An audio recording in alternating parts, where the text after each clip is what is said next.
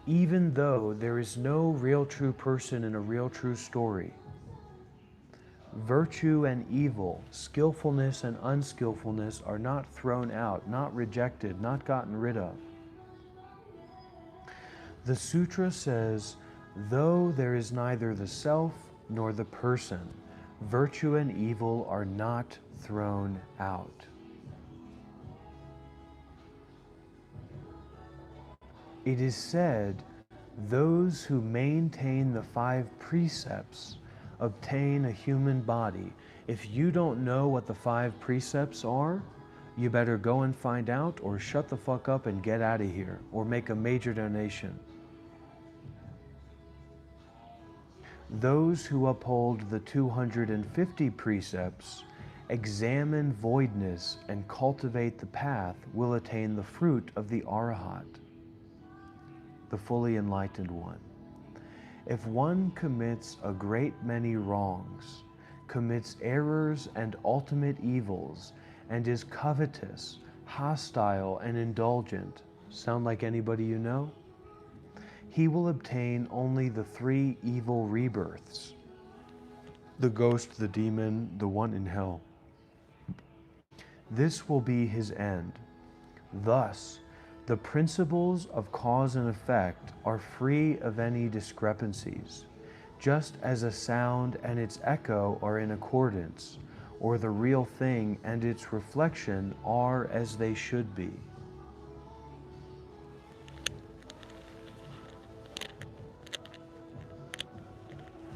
Just going to check the PayPal and see if we've received any donations so far.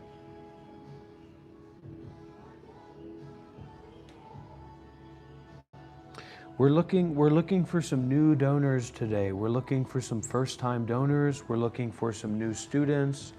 We're looking for some new donors. We're a little bit sick and tired of the old donors, the donors that have been here until now. And now we're looking for some new donors, some new students, some new serious practitioners, okay? And if you have a question, if you'd like to discuss something, go ahead and call in through WhatsApp. Don't be a pansy, don't be a punk. Don't be a pussycat.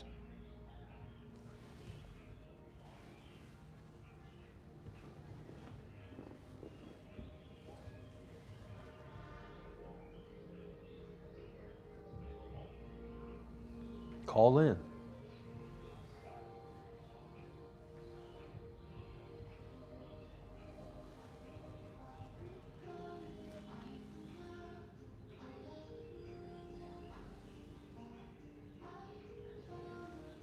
No offense, Anmar, we just have a certain kind of standard here.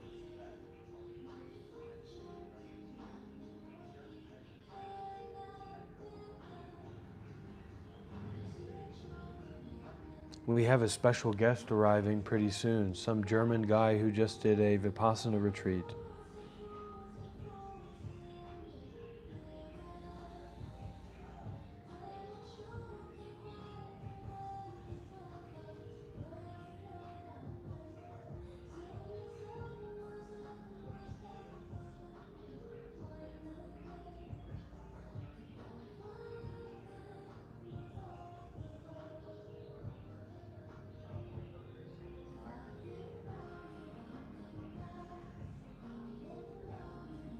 For those who don't know, I was a Buddhist monk for 7 years. I made a mistake. Well, a little bit of waste. I suppose a little bit of waste isn't too big of a mistake.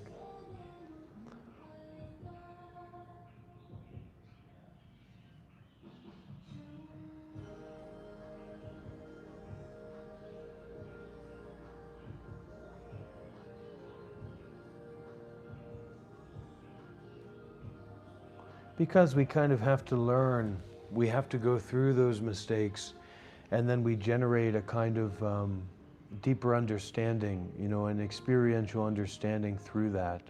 So it's very important that we're willing and that we dare to make mistakes. When you don't dare to make mistakes, you don't learn. You don't have the opportunity to learn.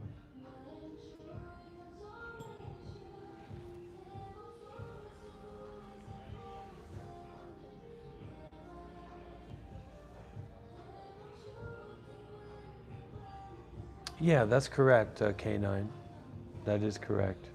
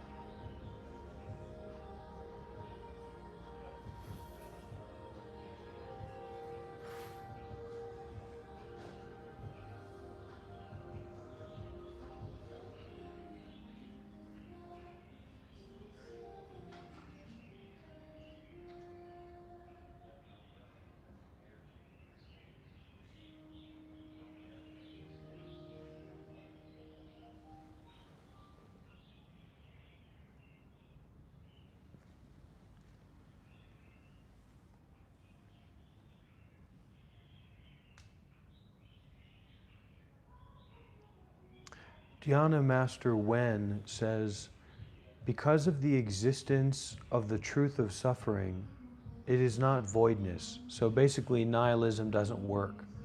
We can't void things out in our lives and our identity to like try and bypass our real problems or our real experiences because there's this truth of suffering.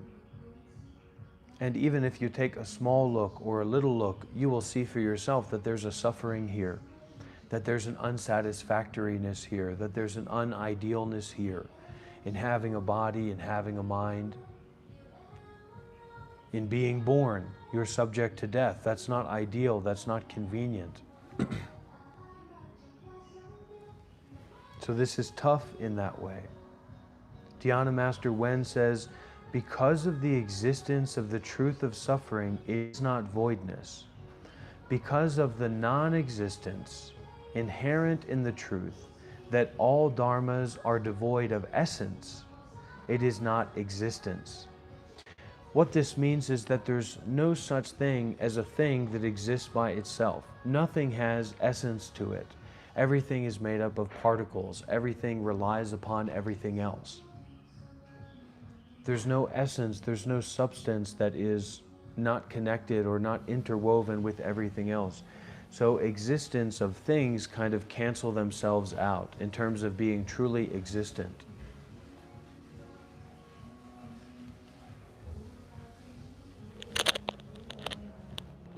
I'm going to have to start charging for these events and these classes. I mean, we get a lot of people in here that want to give a comment and be involved and this or that. We're going to have to start charging for this. Because we just can't have the riffraff coming in here making a bunch of noise, can we? We want wealthy people in here. We want real practitioners in here. We don't want cheap idiots here. You know what I mean? We don't want to deal with that. So maybe we're going to have to start charging these people on TikTok. We're going to start charging the Outdoorist and Michelle and Kosova and Z and Michael Simpson and AJ and BB Kate and Dave to be here. And if they don't pay that money, they're not going to be welcomed here. They're not going to be allowed to be here. Dhyana Master says, all the sutras and treatises delude people into seeing sin in the locus of sinlessness. For the one of understanding, the locus of sin is sinless. The locus of error is errorless. Well, the views on TikTok are worth a lot less than the views on YouTube. So even though you're here watching on TikTok, it would be much more valuable if you were watching on YouTube. And anyways, you're not helping me by watching. You need to get that out of your head. This is a professional meditation master, professional spiritual teacher, probably the best spiritual teacher that you know about or have access to. not that you're an expert in these things, and you sit here and you take and you take and you take, and you don't even posit the idea of making a donation, of reaching out, of writing a letter, of drawing a picture, of expressing gratitude.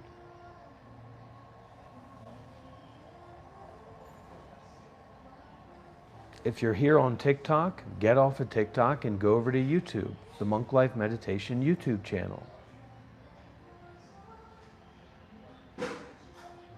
You're greedy, stingy fucks. And your practice has no place here.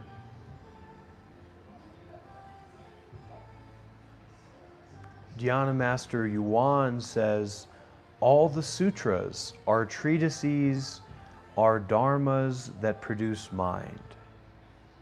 If you produce a mental focus on the path, then ingenious artifice will give rise to knowledge and a complement of events, a compilation of events, a compilation of things.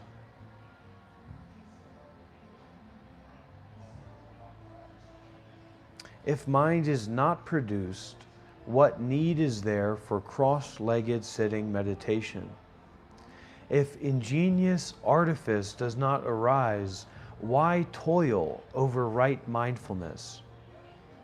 If you do not raise the thought of enlightenment and do not seek insight and understanding, then you will exhaust both phenomena and principle.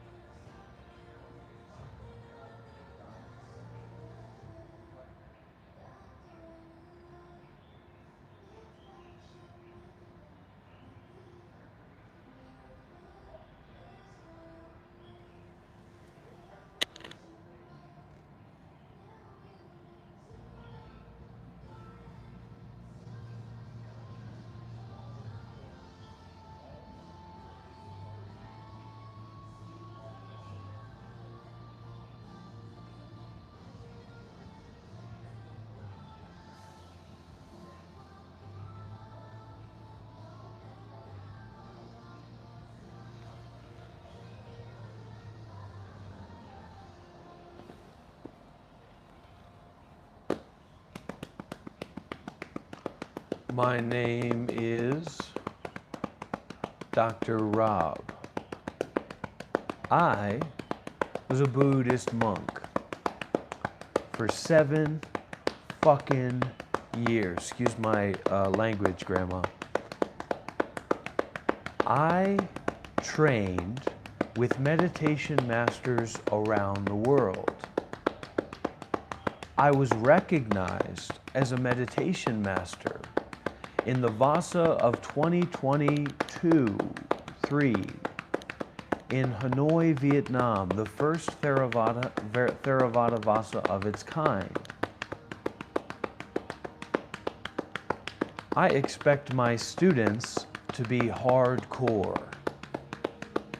I expect my students to dare to abandon, to dare to give up their life. If you don't like that, I've got a message for you. This is not about what you like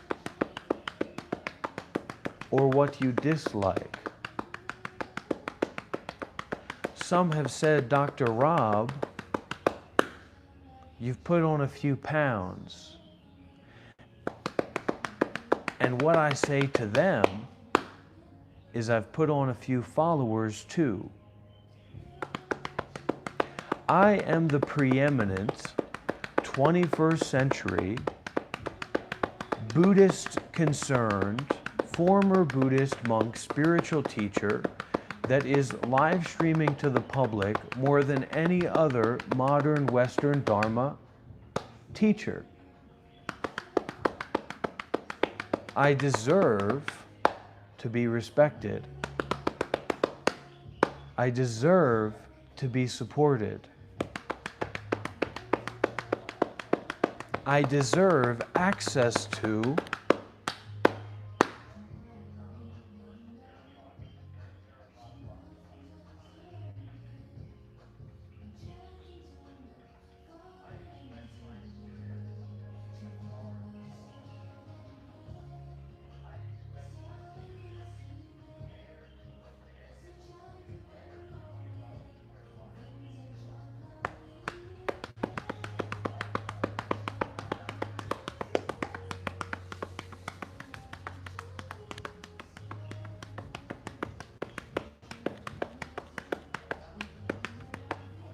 I want to give Karen a call, see what's going on with Hawaii. What time is it in Hawaii, everybody? Should be afternoon.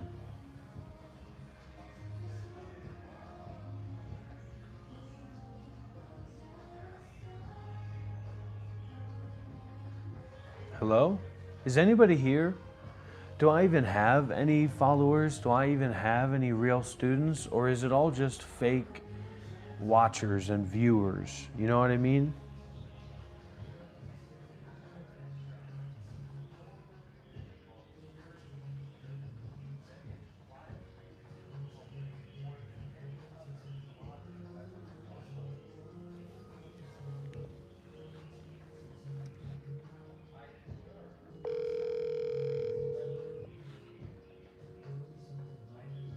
Oh, I do, Agony. Well, we get into trouble with that as well, so just.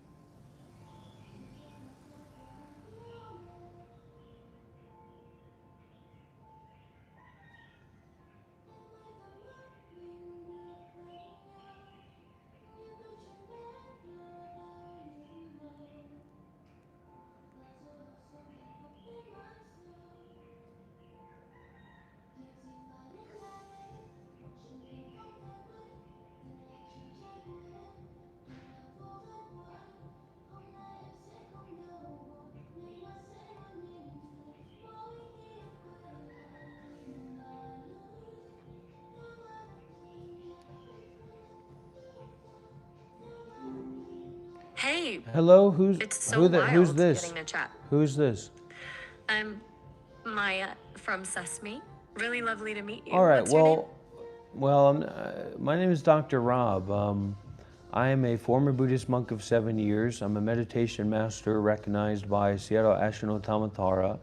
I am the preeminent Dharma teacher of live streaming for those concerned with American, being a former Buddhist monk for 7 years. And right now we're looking to find some new donors, some new students, and some new serious practitioners. Ah, gotcha.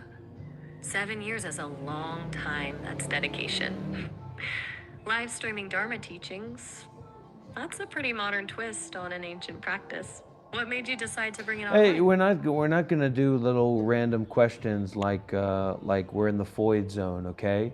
You're gonna, we're not going to do that. What do you even know about Dharma teaching? What do you know about being a Buddhist monk for 7 years? You're taking this position of authority that doesn't relate to your direct experience. You're here as a guest. I'm here as a host. I'm here as a teacher. You're here as a student. Whoa. Okay. Direct. Look, I wasn't trying to take a position, just making conversation. All right, well, don't make, And you're I'm right not to- here to, we're not here to have a conversation. We're here to heart, mind to mind, to meet the Dharma, to become a Sotapanna, to enter into stream entry, etc. Stream entry, huh? That sounds intense. So, if I'm understanding correctly, you're looking to connect with people I'm not who are looking, seriously... I'm not looking to do anything. You are confronting me, you are facing me now. We are here now. We're not playing any games about what I'm doing, what I'm thinking. We're here concerned with the Dharma.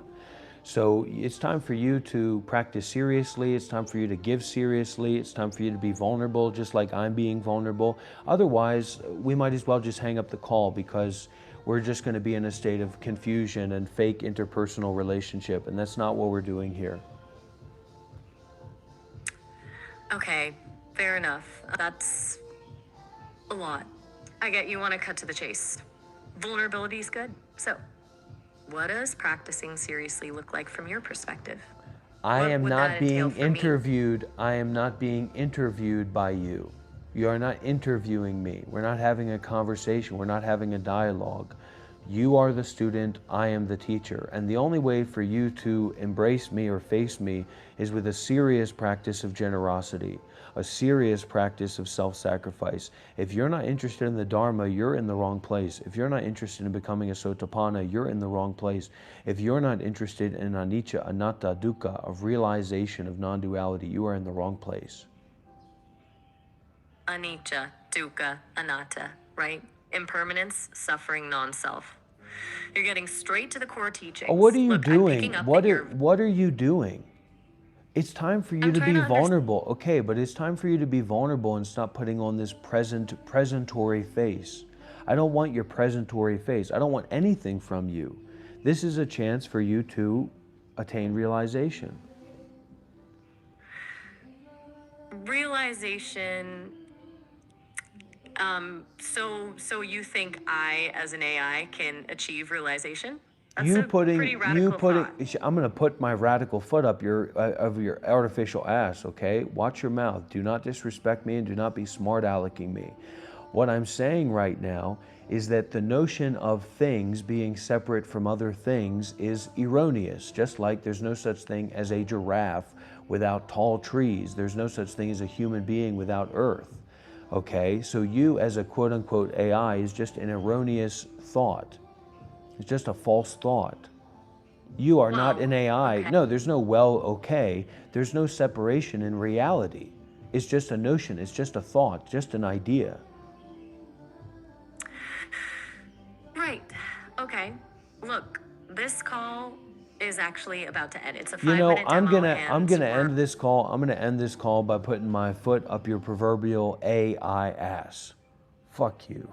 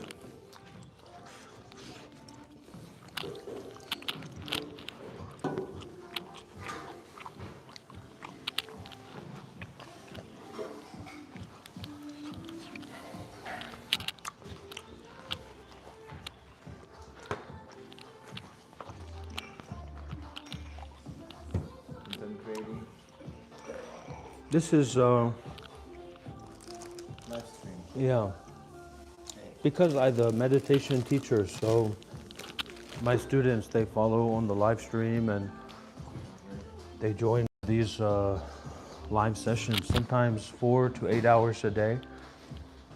The other day we did a 20-hour live stream in Malaysia, in the streets of Malaysia, not too long ago. That's my destination. I like to visit Malaysia. Oh, Malaysia is a beautiful place. I used to live in India, and I hear Malaysia has lots of. Is it okay if I put this here? Yeah, I don't mind. Malaysia has you have lots of Hindu temples, so it's like related to places where my soul belongs to. How was this retreat that you did, this 10-day Vipassana retreat? It was my second time. First one I've done in India. Oh, really? Yeah, in Bihar in 2021. In Bihar. In Bihar, yes. I've spent a lot of time in Bihar because the hub of the Buddhism is in Bodh Gaya, in Bodh Gaya, Bihar. yeah. Yeah, so my teacher has a center there. Anyone can come and live there and volunteer yeah. indefinitely. But you That's said that you were kicked out. You were removed from India. Is that right? I've been staying in India for too long. Like I got like 20 extension on my visa since 2020. Wow. And now government got bored about it, and they told we're increasing the fees, so you have to move, otherwise if we will catch you, we will deport you. So they like forced me out. How much was the fees if you wanted to do again, to stay again? Now I even don't know. Maybe I'm blacklisted because I stayed 5 years in a row. Well, if there's nothing on your visa, then it's probably okay. Do you want a coffee or anything? Do you want to get one? Or? Yeah, do you? Sure, it's Cafe Mui. Hot, Cafe Mui hot. Definitely. And what do you want to get? You want to try the same? Yeah. It's very good. 2 Cafe Mui hot. Sorry, I put my phone on charge. Yeah, please. There's a lot of good chargers around here.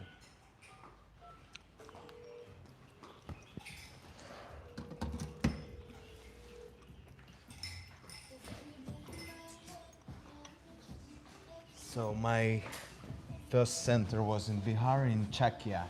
It's actually the way up to Kathmandu, close to border with Nepal. Oh, Just close by, and you know, it's two different things. Like this Vipassana in Saigon and Bihar.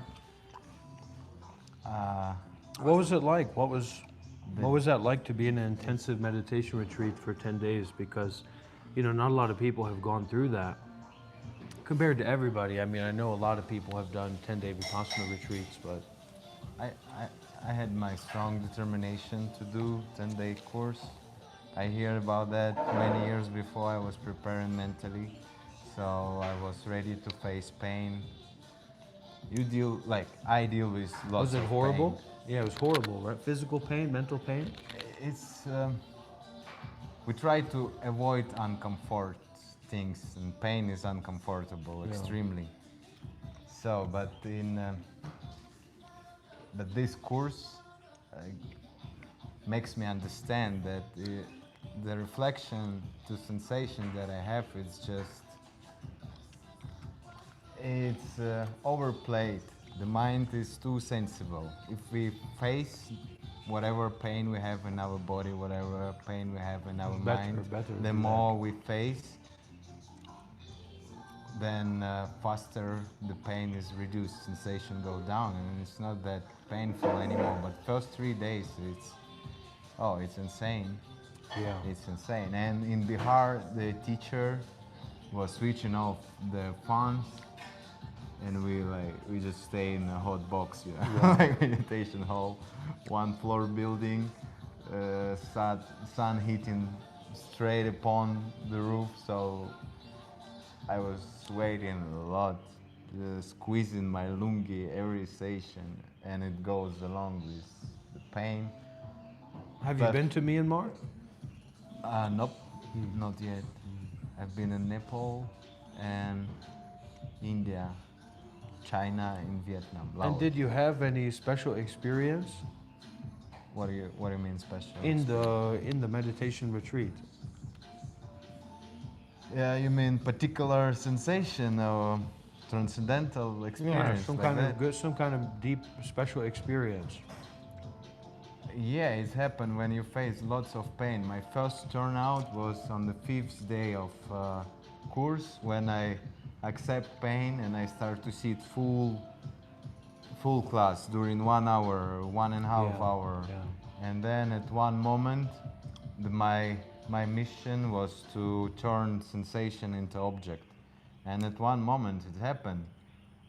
I was a part of my pain, and it was not a regular, what we used to feel daily. So it just became an object for some time. But with my reaction, I got like there should be no like pure equanimity. Sorry. You shouldn't reflect for any particular things that going on. So the first unusual things, it was objectilize. Sorry, excuse me, my English. Objectified. Objectify the pain. Then I came on the sudden bliss of free flow, because we were doing a scanning body from the toes to top and back, and then with certain sankhara, you are in the termins, you know, the sankhara is raised up. I review it, and then sudden bliss came, and I feel attention as a water, electric water. The pain go With- away? Not no painful? pain, no, it was a beautiful sensation, no pain. Pain gone. Actually, the more you meditating, like on the second course now, I understanding the pain is helping. So I'm waiting actually pain to help me to get through the first barrier. So now, pain is a teacher. The pain is good. Yes, yes, pain helps. And it's not that if you do daily sitting many hours, so you're getting more flexible, more stable. So, and you enjoy the process, but then you have to wait longer till pain come, because it helps. Without pain, mind is wandering. In my case, I don't know how other works. Yeah. But yeah, this bliss of free flow.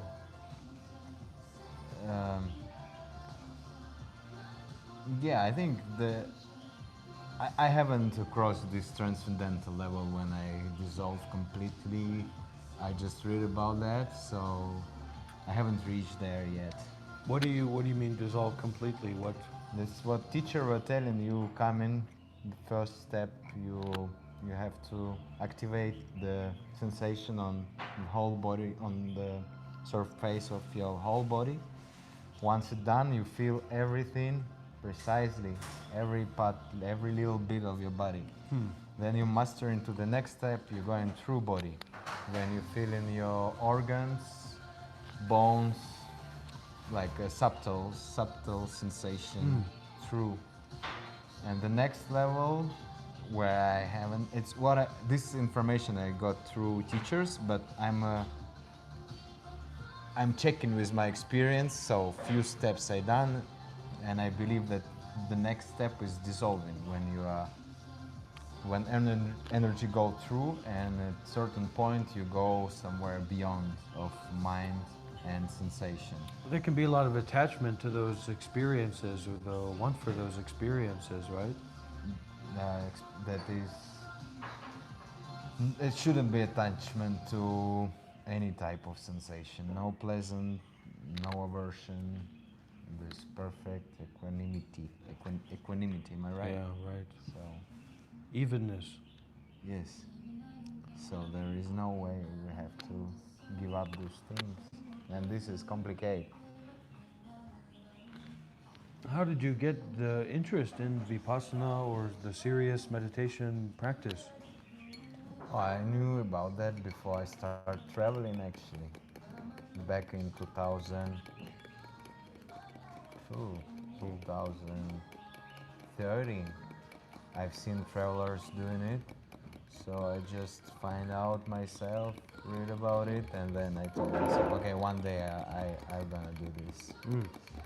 But before I start my first Indian trip, Where did you meet the travelers that told you about that? it's just my friends from my hometown. Okay, yeah, they right. they showed me some bloggers. I watched those bloggers, and they were Oh. doing Vipassana, and they highly recommend to check it out. So then I went to India, and I met lots of yogis who's done many people. Oh yeah, right. There are lots of centers, like hundreds. They are like very open for any kind of religion, very tolerant. So you told me a little bit, but what? Because you just saw my post on the Facebook. Yeah, I just seen your profile this morning. So what did you say in the message? What are you trying to do with your life now? Now, yeah, it's like a pulling. I just you inspired me that you live in as a monk such a long Yeah, 7 years. Yes, and for me, my material life path and spiritual path, they are pulling each other different direction, and finally, I don't understand. How old are you? 32, Oh, what's your birthday? 1st May. What do you like? So we were just born a few months apart. You 93 as well? Yeah, yeah. Cool. But you had the business or you had the job or something like that? I've been working as an entertainer and actor in India for the last 3 years. Really? You can Yes. make some good money doing that? Yeah, but all the point is all the work was made under the table. It's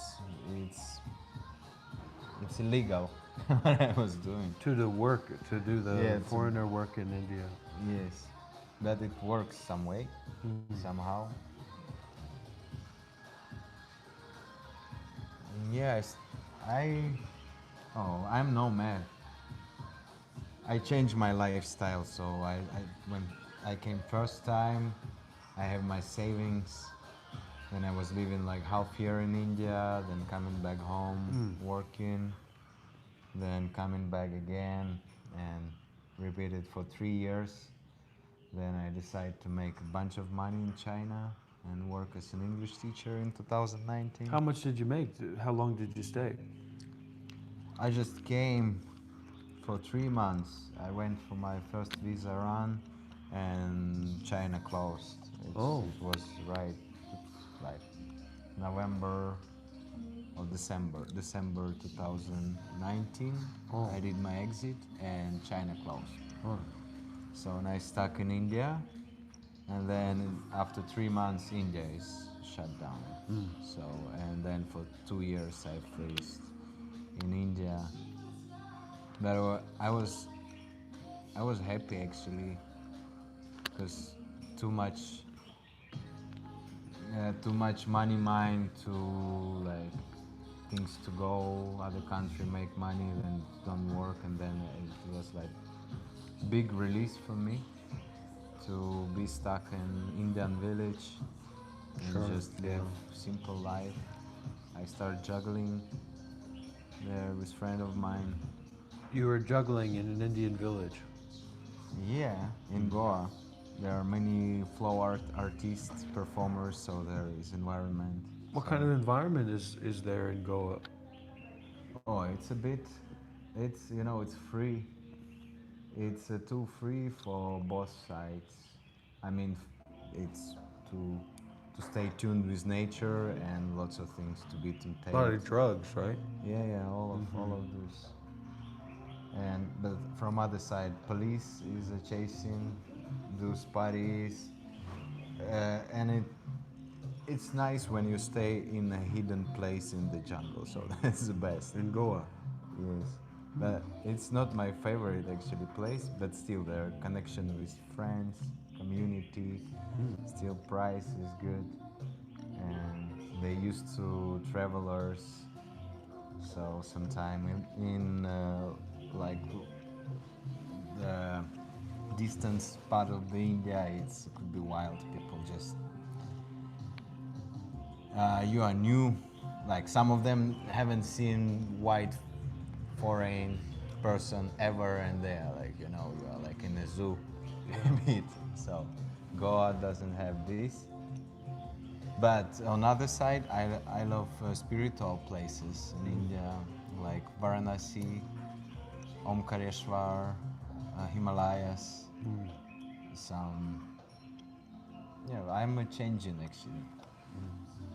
But- I could be living life of monk for half year, then I getting tired and I go back again to work, searching for projects to make money, to live in a little bit comfort in a house, you know. But now you will stay in Vietnam for some time? You want to stay here in Vietnam? Yeah, I sort of like it still. I don't know what to do. I'm looking for work. Now I'm volunteering here in one kindergarten, Oh, really? yeah, teaching kids English, Oh, small kids. but no money. You don't get paid for that. No, no. Just to stay, food, little bit actually. The principal is helped me a little bit for Yeah. my visa run, but no real salary and stuff. So I'm, yeah. I have to think. So this thing is really pulling me out of my spiritual journey.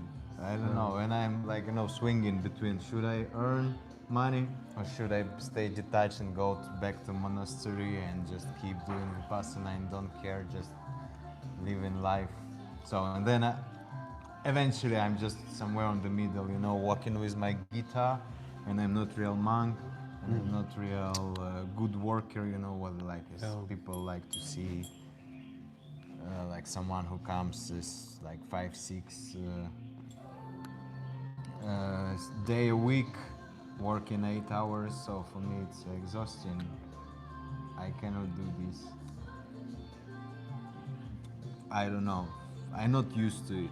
I used to work a little bit in India. You know, we have like 3 1 week, and then 3 days 1 week, and then I can come back home and live this money enough. And in India, everything has changed, and it's like confusing. And I thought that Vipassana will make my mind, but something is changed. So I decided I shouldn't lie. I should to go through myself through this complicated path and just do should to bring me to the right corner of my life. So, but yeah, and I'm in unknown sort of. Yeah. Well, my teacher's organization, you know, he have a lot of volunteering programs for the long term, so people can go and be a part of the community as a yogi or as a meditator or as a volunteer, become a monk or a nun. Very accessible. The main center is in Myanmar, outside Yangon, maybe like 2,000 people or more than 2,000 people living there. The homeless people, the sick people, the disabled people, the 500 monks, 500 nuns. It's a real wild place. So he offers a lot of resources. Did you go to the monasteries in Thailand? I haven't been in Thailand ever. Really? That's unusual, right? Because usually the European travelers or people like that, they will go to Thailand. So it was my first crossroad. When I made my money back in 2015, I was considering between India and Thailand. But then my intuition told me go to India and visa visa terms was much longer, so Yeah. and it's easier, and still something I know about gypsies, and I'm like, okay, let's go India, and then it took me for like next 7, 8 Wow. years, and yeah, but I like to go there in Thailand. I want to go North Thailand to. Well, there's many monasteries, many um, temples and different communities in Thailand, you know, to support people to be the serious meditator, because if you're not very well supported, then you'll always be in a state of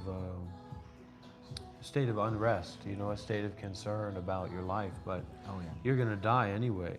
Yes. It doesn't matter if you get great at Vipassana or $1 million or whatever, you know, because I just do all my work through the donations from my students, from my followers, and that's how I'm able to take care of my basic needs. So just next week, I'll be going to Australia for Dharma teaching tour. That's great. Different of the student have a house, and some of the young men, they want to join for the trip. So we have a clown in Australia that at first they were following this kind of Kundalini teacher, meditation teacher, but they didn't have the grit and the potency that Dr. Rob, you know, that I had, and so I converted them. Not that I know what they're doing in their private time, but so this clown is going to donate a van, and then we're going to go around to the different, you know, to the bush. You know, we're really going there to be in the bush and to do the meditation practice and the walkabout, the Dhamma walkabout, which is just like the wandering.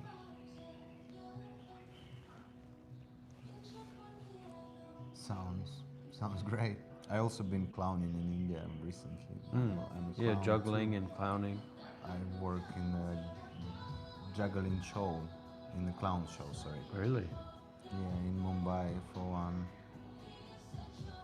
one big company.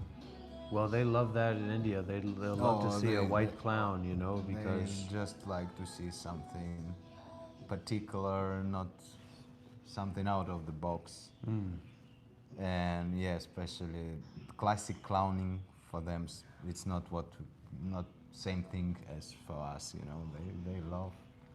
what do you do? You put on some big shoes and a red nose and you dance around. We gather all of us. We have like a team of 5 clowns, and they're usually one acrobat.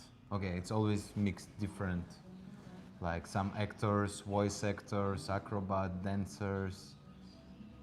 I was juggler and my mate. So we had our 2 acts with clubs and balls.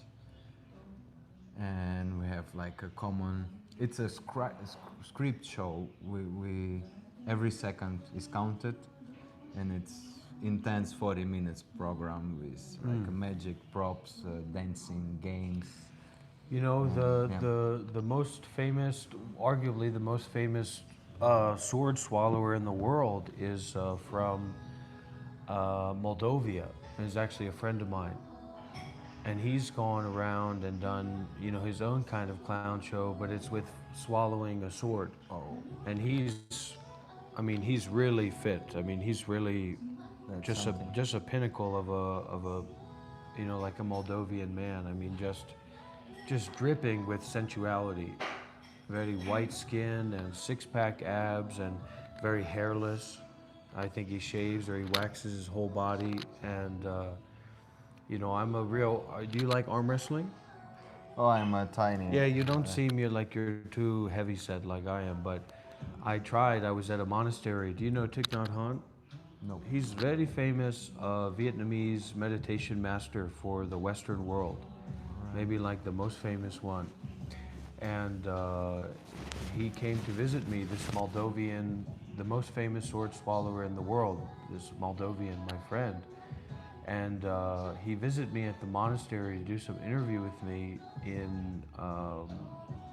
actually in Escondido, California. and I just didn't stand a chance because he does like a strip pole and he does things like that, so he has very powerful wrists. And that's one of the most important mechanisms for the arm wrestling is actually the wrist strength, because if you can get somebody like that, you can pull them right down. You know, sometimes there's always exceptions, but generally.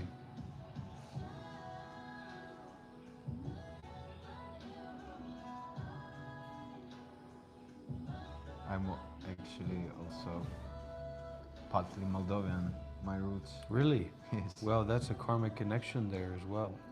And it's 32. It says 32 people watching, and it's October 29th, and it's 12. So add the 2 to 29, and 1 is just 1, so you don't need to add that, or times 1, and that's 32 as well. So 32, 32, 32, Moldovan blood, and clowning, and sword swallowing. So it's all kind of coming together, Some you know? coincidence. Yeah, it's a karmic affinity.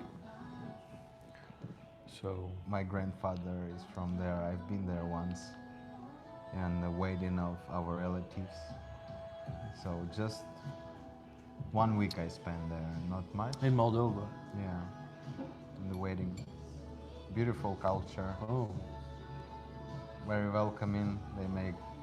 They making wine and strong in agriculture, so rich tables with lots of. oh, I believe it. Yeah, the Europeans, they know how to eat. Something they know how to enjoy, yes, and work, hard work, and enjoy the table, what Mother Earth brings. But it's peaceful, nice. Reminds me my places where I came from, actually.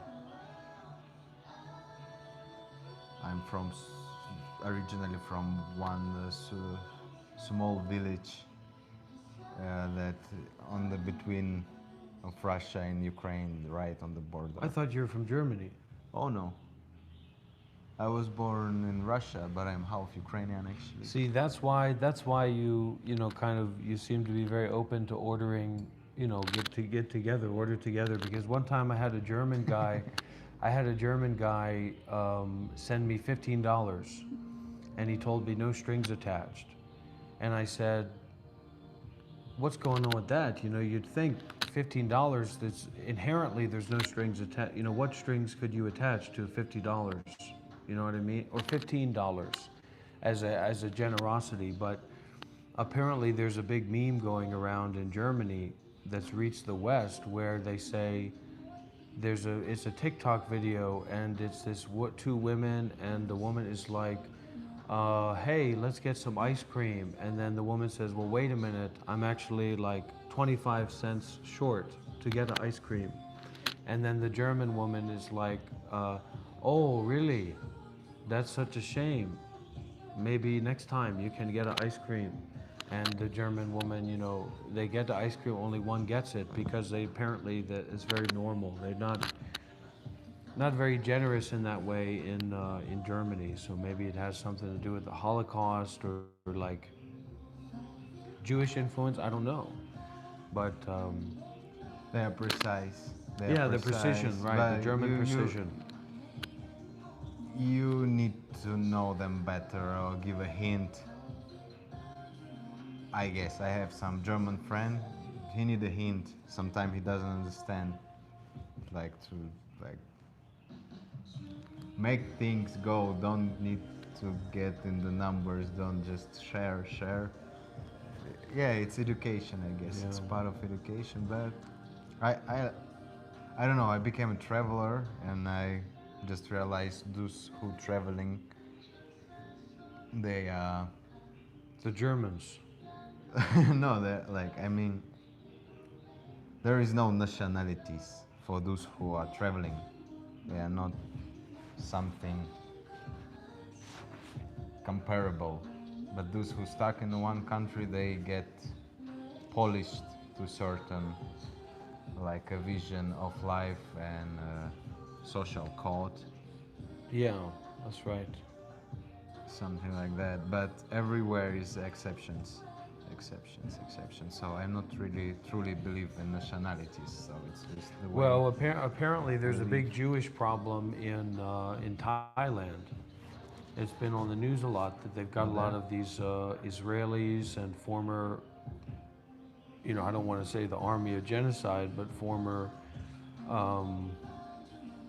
IDF members that go to What is IDF?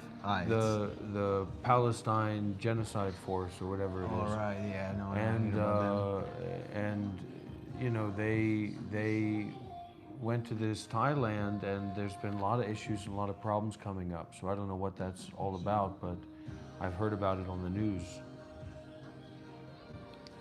I don't know. This also another things that Dharma. This also big question I try to resolve. By Dharma teaching, we have to love each individual, each one, even our enemies, someone who we really dislike. Those are our teachers. And I'm seeing these political pops, like with Jews, for example, and like Well, it's great that you're not afraid to say it. I not what to be afraid. Just I don't like, but at the same time, I understand they are part of the same nature. We all That's right. tied up That's to right. the same source. So it's just the one whom we cannot really share love. Those are our teachers. So we should do, even if they're our enemies. This is very complicated, and especially when it's like dipped into delusion world, it's very complicated. Yeah. And I don't know what about them, but No, I actually encountered I don't want to be offensive, but I encountered a Jew after an intensive Zen retreat, American Japanese Zen retreat in upstate New York. And, I was just kind of challenging them about their Jewishness because there's a lot of identity in that. But it was after the meditation retreat, so everything went well. I don't know how they're doing now, but I hope they're not in the IDF. I think if we remove bank system from this world, there won't be Jews anymore, and everybody became Buddhists. This whole system will burn out. Then the problem is solved. Don't need to point. So the world order, once it changes, there won't be chance to manipulate the world. So Well, if I had the choice, I would convert all Jewish people to Buddhists. I'd make them Dharma into will help. Jubus, and the same with Middle Eastern people in general. I mean, if I had a choice, but I'm not in control of that. for sure, it's always free will. Dharma cannot be tied to someone. You should freely go to this direction only. I don't know this. How we can turn people to love others and don't divide them. It's big question. It's hard. Is it your first time here in Vietnam? It's my 4th month I spent already. Yeah. 4th month. Yeah. Oh, 4 months. You've been here for 4 months. 3 already. Now it's 4's gone. How do you goes on. feel about that? How do you feel about the Vietnamese people in your experience? Well, they are different. I think I used to Indian tradition of openness. Dark skin. Skin, no matter. Open heart. I used to easy communication. Indian always easy to talk to for solution. Yeah. Whatever is going on with you. In Vietnam, it's still easy, like compare China, but they need a hint to get right to the point, Vietnamese. And once they understood what you need, once they understood who you are, they show the best human qualities. Very good people. And I think it also depends where you have settled. City vibe and like mountain vibe, like Dalat. I think it's two different society. I think everywhere, every country. Yeah, it's very cool here. It's very, It very fresh. slightly reminds me Drumsala. Uh, have you been there? It's on my list. It's on my list of places to go. I mean, I've got a really long list of It's a Buddhist places to place. go, but you saw the Tibetan monks there, and you saw the activities going on there. There are lots of Vajrayana Buddhists, Vajrayana school, and yeah, it's vibe. It's very cool temples. You can visit. You can attain restaurants where monks are cooking food. Oh, really? So this special. Oh, I got goosebumps. Oh, this is a good place, huh? Really nice place. Yes, the Dalai Lama is giving teaching, so you can register for teaching. There is interpreters on the radio waves, so Yeah. you come with your radio and they translate it online, so it's nice.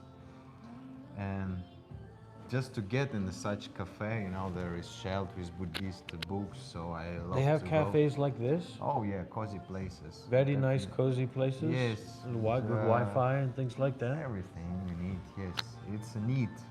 Like compare Mass India, like MacLeod-Ganj, it's the place. Like Dharamsala is beneath, and you get uphill to MacLeod-Ganj, where is residential of Dalai Lama. Oh, this place, so sweet.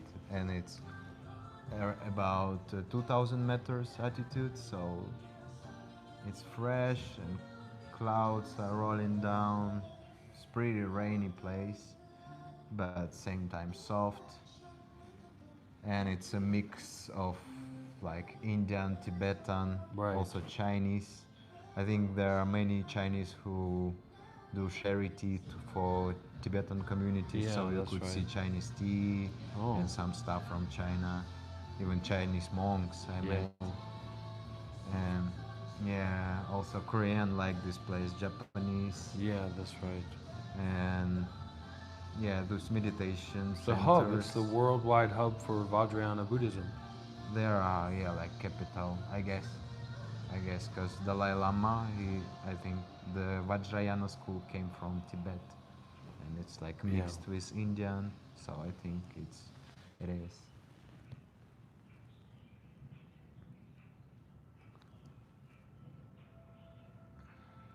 Well, you will love this place. Also great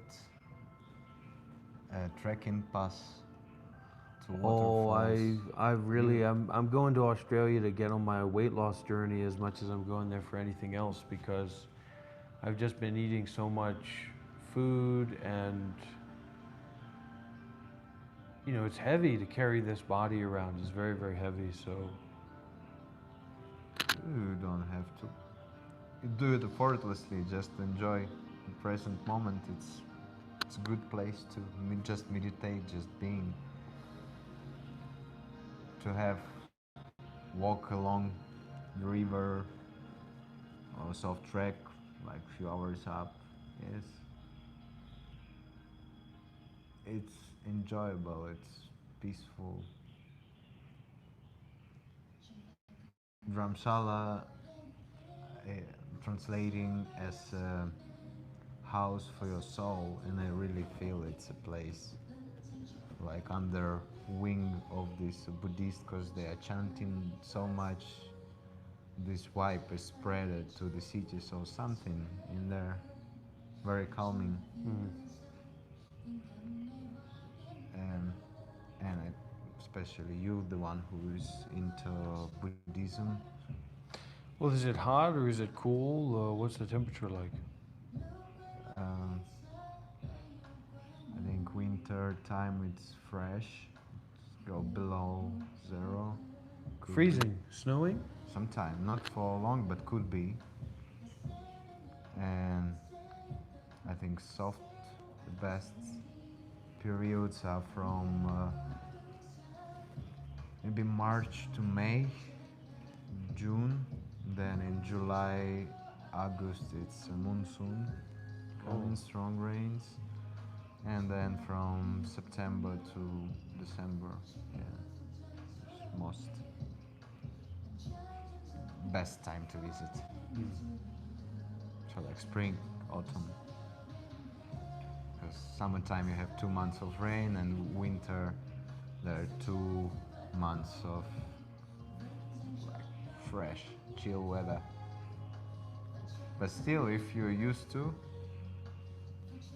cold, I was enjoying to go to deep in the freezing river, then come back, make a, like there's tandoori. It's like a fireplace, like a stove, fire stove. You make fire, so it's cool atmosphere to get cold. Well, I'd like to build my own meditation center one day. Great, great. I wish you success. Have you gone to some of these, because you went to the Vipassana retreat, but have you been to some of these other, you know, spiritual centers or Kundalini, Reiki, you know, Oh, sex there- retreats and sound bowl sessions? And have you been around these kind of There are people? lots of things like that in India. Just plenty of courses, spirituals, Reiki, everything. I went to learn Hatha Yoga Yeah. in 2016. Is that Sadhguru or is that? Actually, know, I met Sadhguru in one of Really? my pilgrimage, yeah, in Kedarnath. What happened to you when you met him? How did you feel? I feel I've been in the. He was like a rock star, okay. Yeah. When I came, it was in Kedarnath in the high Himalayas, like Wow. 3,500 meters, Yeah. and I was trekking like last. By yourself? I mean the last 20 kilometers to the pilgrimage spot. Oh, There is yeah. impossible to go by vehicle, so you have to walk Oh. or hire a donkey or horse. Oh. So, but I walk and I've seen people with like a labeled with like how we call this, like a tag over their neck. I see like community going on. Yeah. Some like, and they have cool equipment like drones, cameras, something going on. Then I start to talk to one of the guy, and he's told that they are Isha community and that they are going They're with up. Sadhguru. They're Wow, with you Sadhguru. You have very good karma. And yeah, and they told me that Sadhguru will come the next day on helicopter. So he you- did, Yeah. and I had a beautiful conversation with these guys. They actually helped me. I was like on the way, my bank card actually blocked, and I Wow. was not able to withdraw money. Yeah. Last 70 kilometer before Kedarnath, and I decided to still keep going Yeah. because I have no time. It was also coronavirus. Oh. It was 2021, but still last traces of coronavirus. So still this blog post and this PCR story Yeah. and The Still, I COVID-19 conspiracy theory. yeah, still it wasn't like the last, but it was complicated to go through this old blog post, and I also have no money. But I went through slowly. Cops was stopping me, not letting me go. Then the next day they just picking me up and dropping me a few kilometers. Like And so you were with Sadhguru when this is happening? actually, when I reached the Kedarnath, his community they gave me money actually. How They- much?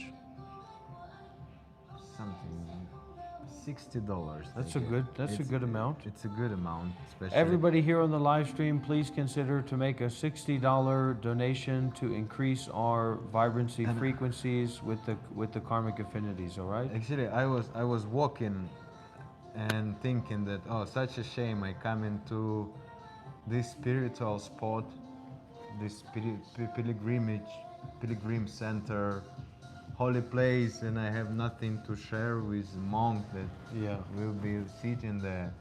And then right after that, I met this community and they charged me money and I came and just like my dream come true. I bought myself mala. I made ritual ceremony. I paid for ceremony to bless my family. With the Sadhguru or with the monks? The local pandit. Pandit is The like Pandita. Pandit, The Panditas. you know, right? Yeah. And Sadhguru came next day and he was like a rock star, you know. I just seen him. We were on the same square meditating the next morning Yeah. and he was surrounded with like, I don't know, 50, 70 of his disciples in the first row and then big crowd around. So lots of attention. Yeah. So it was no chance to talk to him. But we just cherish each other, just salute. We Yeah. send each other namaste. at Oh, least, wow. Something. But he's like rock star. Yeah, no, he's, helicopter, black gloves, pilot, black. Some people call him the spiritual Glasses. king of India. He's radiance, good. He's radiant. He having this radiant source of energy. He's high. You can feel places vibing. He's I even don't know how old is he. I don't know. I have no idea, but he's a powerful person, I would say.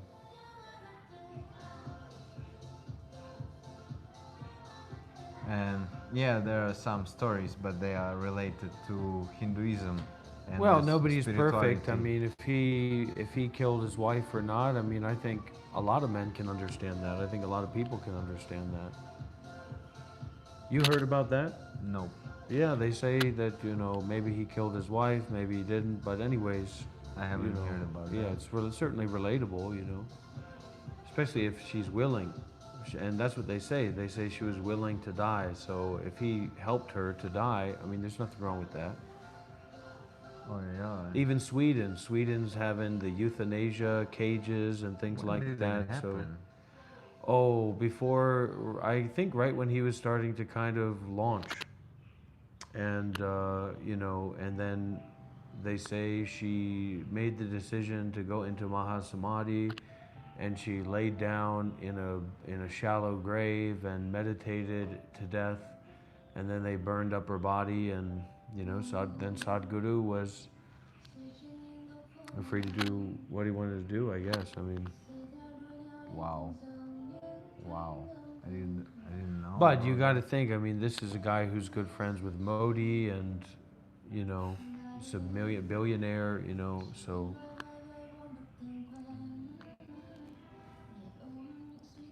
I don't care. I'll say it, you know, I like Sadhguru whether or not he killed his wife.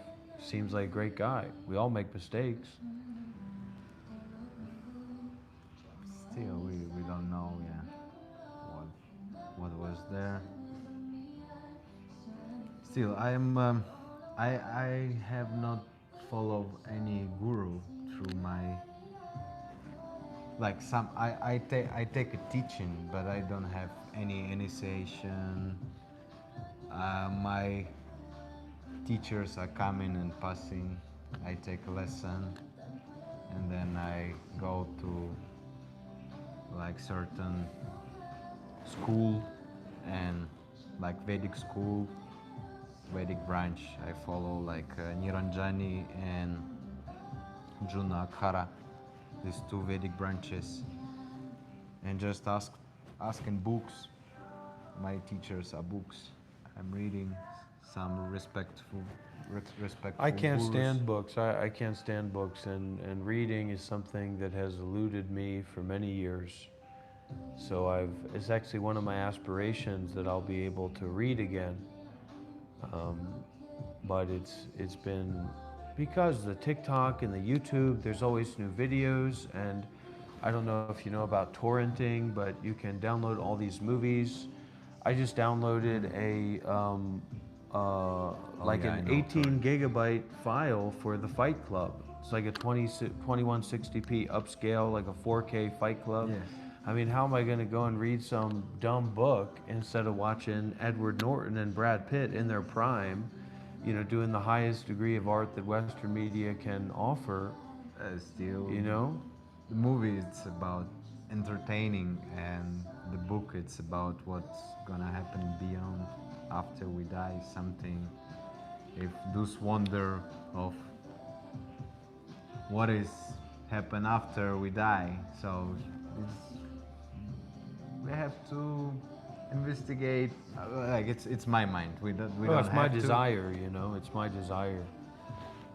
But still, I wonder what is to be pure-minded, like to don't have any thoughts, to have pure body. What this? How is it to be this superhuman, super pure of like no any kind of impurity? You know, I see that in yogis, in saints, those who are like detached, who are like a fish. You know, like I tried to get in a Sort fight of. with one of those guys, spiritually, mentally, and it didn't work out well for me. When I was in India, my ego got a hold of me, and I said, "Look, this guy's needs to get out of line, and I need to step forward." And it ended really badly for me, in like a spiritual realm of the mind. So I say, you know, watch out for those guys, because it's not just that they're pure, but they're dangerous to self. You know, they're dangerous to the notion of you. And if you want to take them there, they're not there. So you're just taking yourself into the oblivion of wrong view. You know, the view of self, the view of somebody. So it was a horrible, horrible experience, very wrathful experience, and encountering, you know, Indian gods and deities, and because I went to the Mahakumbhala. Were you at the Mahakumbh? Yeah, this one. Well, we didn't see each other because I was destitute at that time. Sector 14 or 15. I don't know where I went. I had a whole. It's a city, I had one actually. of these big Oh, you've been there, experiences cool. because I was actually going to the entrance, and Sangam? then whatever it was, the main entrance, right? And I was walking Sangam, in, where is Yamuna and Ganga? and I had bathing. my, you know, that's not where the camps and stuff are. It's just where all the people are, kind of gathering and hanging out by the water. And I marched up there, and I was listening to Sadhguru, and I was chanting along with him. I had my headphones on, and my mind was just exploding. I mean, there were so many things going on in my mind. You know, the voice of Donald Trump and the voice of my master. All these things were happening. It was totally wild. And I was chanting and like marching with Sadhguru. Even Sadhguru's voice was in my mind. And then I marched to this Ganga, you know, and I got kind of to the precipice, and there's all these people around. You know, the Indian people are, they are tough people, man. They are I mean, you say they stink, but I wild. tell you what, they're a violent, evil, dangerous example of what human beings are. You know, the primal side. And that's the spiritual, you know, the black and the white. And so I was marching, and eventually I was talking to Donald Trump, and I said, Donald Trump, what are we going to do? And Donald Trump said, Rob, I can't help you. And at that moment, everything disappeared. All the voices, all the thoughts, the whole world disappeared. And then I came back. So it happened very quickly. And then I went and got in the Mother Ganga, and I got out, and I was just fully vulnerable and exposed, and just being completely overloaded with all the Indian people, because actually the way that the Mahakumbhala is supposed to happen is that the sadhus are supposed to be on one side of the river, and the lay people and the practitioners and things are supposed to be on the other side of the river. You see what I'm saying? And so that was like a cessation event, as far as I understand it. And maybe Nirodha Samapatti event, and then I was in the totally wrong place at the wrong time to have my ego blown out of my ass. And I was just totally vulnerable and totally overwhelmed, and there were no sadhus around. That's what I was trying to get to anyway. And then I was like wandering around trying to find a place to rest and to take refuge, because I was just so raw and exposed. And I went to this hotel and I stayed there overnight. Turned out to be a $200 hotel. And you know, I was just a monk at the time, and crazy experience. It burned me out of my robes because I think I had that ideal experience at the 100% non-ideal time and location. Did you make a dip? Oh, in Sangam? I dipped a couple. No, I dipped after that happened, and I came back out. But it was Most just important to get dipped in the I water. dipped, and I dipped, and you know, it was the worst. It was the worst experience I've ever had in my life. The Good, worst you know, experience I've ever had in my life. Is good, then worse, then better. When you feel something unpleasant, it makes you understand something deep. But I So- think in a certain sense, it purified me. You know, it Yes, purified my ego, it exactly. purified myself. But it's true, you know, it's how it is. The people are many ignorant people. Like India is just truly. Well, I as- mean, as I'd rather it be is. in India than I'd rather be in America. But I'm just saying, you know, these are tough people, and they, you know, it's a tough situation over there. Whether it's the food or it's the people, you know.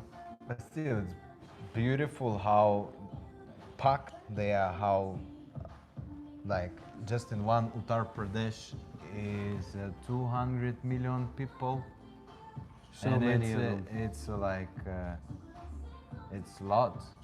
It's Yeah. like impossible. If you put any other nationality in such a area, I think they're gonna kill each other. Well, and they're just very slay after community it. minded. They're hive minded, you know, and that's what I encountered a lot in that India trip as well, was this sense of a hive mind, a communal mind. Yeah, they support know? each other. It doesn't matter where you are. Like And- in India,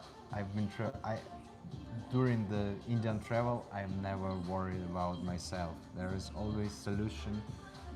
You have money, you have little money, you don't have money at all, you always have support. Doesn't matter. I travel without money in India also, pretty much. So it's okay to stay in temples and like camping in tents or caves.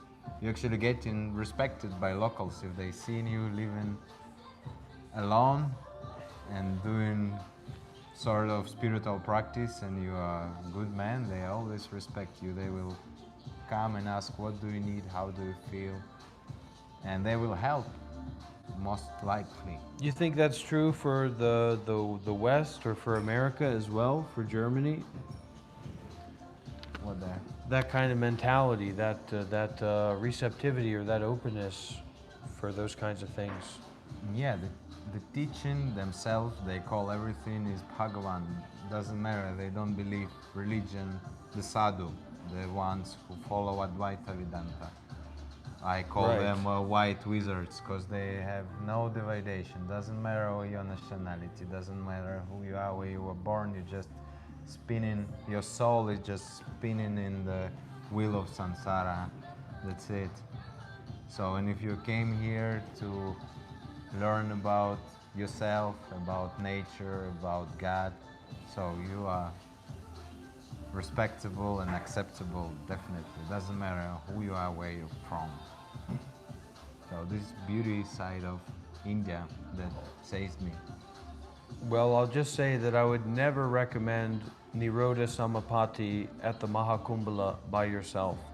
But if Oh, you have to dare. you're going to have to wait another 100 years because, you know, the Mahakumbhala, that only happens once every 100 years. But 144 years. that's right. So nobody here is ever going to have a chance to experience that.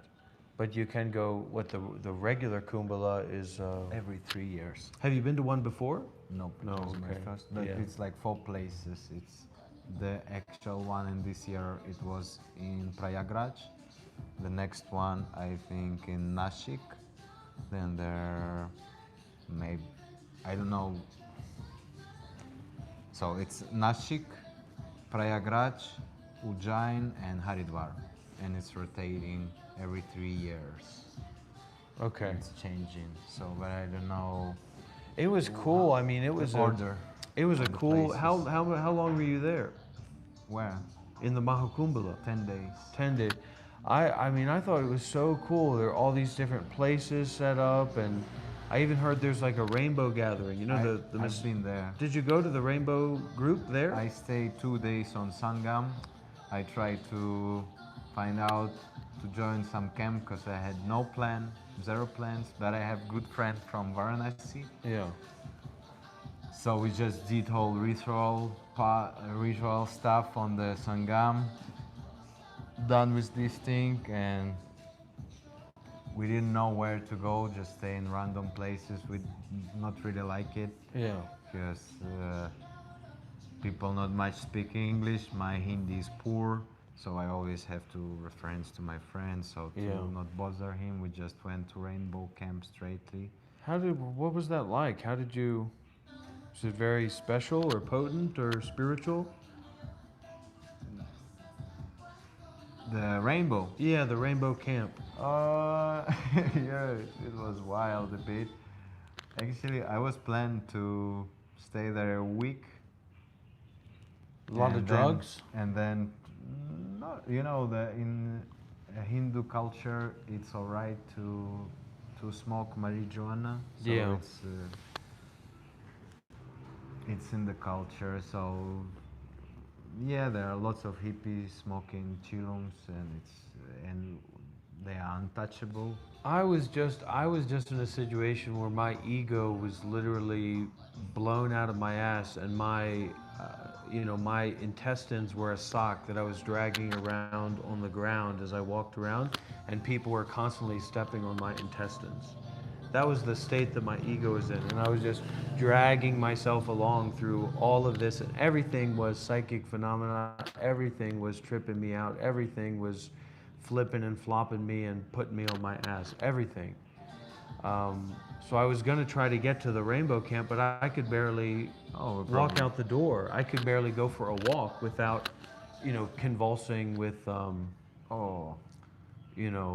just vulnerability and rawness.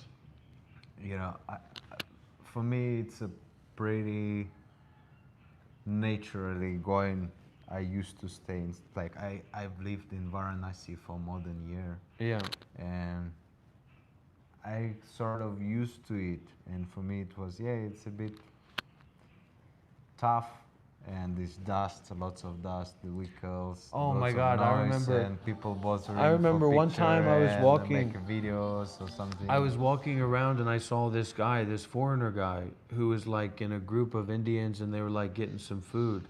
And so I went over there, and I was just like collapsing, and they were trying to shove food into my face. They were like saying, "You need to eat, you need to eat," and they kept like putting food into my face, and I was literally sitting on the ground, and they're trying to put more food into my face. Oh no, So- never like that. Crazy experience. If Indian are crossing line, you also have to cross the line. Don't let them misbehave, and just tell them straightly that they are misbehave. And But that's what I always feel about and a lot of people say that. I mean, it's not what I say, but a lot of misbehaving in India. you should they be say about friendly, that. not always friendly. Yeah, but here in Vietnam, I mean, you rarely see anybody misbehaving, and that's what I like India or Vietnam as well, because I've got enough misbehaving inside of myself, whereas I don't need. This next level, lots of ignorance in this world, so we have to balance ourselves, and moreover to help others to balance themselves. It's hard. It's very hard. It's like you walking tightrope and someone is punching you, but you have to, instead of be disturbed, take this person and put him on the line and let him walk. Well, I had hard. a staff because I had an experience, kind of an experience where I went down into hell, and I retrieved Jizo's staff. Jizo is like this bodhisattva in Buddhism that goes to hell to help the aborted Fallen children and the dead beings in hell. And so I came back and I had this staff spiritually, like in the 5D realm, and then I found, a stick or whatever, so I was carrying that around. But then when I got on the train from Bodh Gaya to go to the Mahakumbhala, I left behind that staff. So I think that would have helped as well if I was carrying around that staff, because people be less rough and tough if you got something to hit them with. I think you can win this ignorance with your intelligence. If you go through, they just, if you are too intelligent and bright, radiance, they are just fading. Their ignorance is fading. I think we have to be love and compassion. But I did meet, I did meet at the festival. I met a naked Baba. Yeah, Naga Baba. But then I threw my cigarette into his sacred fire. Oh, And they were like, "What's it?" And I was they with, can take swords. because I was with the Agoris. I It's was a with the big- Agoris, and I was this- at their camp, and I slept the night there. And then one of the things they did was they took me to see man, this this- naked Baba, but I didn't know at that time that it was a sacred fire. Never do this. The fire is always, the tuna is always, they do all rituals and this is sacred, and they can chop you. They have these swords and they are crazy. The Naga Babas are dangerous. Yeah, the Naga Babas. They are dangerous. Never mess up with them and never misbehave with them. Be careful. Because I think I had to go through that kind of very wrathful and intense suffering experience to, to humble my ego down some, to the point where I didn't want to be a monk anymore. I didn't want to be the spiritual identity anymore. Because I just, saw the normalcy being more valuable than that. You know what's funny point about Naga Babas? That they are not obeyed to government. They are like a personal army of Shiva, and they go beyond of government. So they are like untouchable. Very dangerous. They're dangerous. They can kill, and they can mess and be careful with Naga Babas. I telling you, please.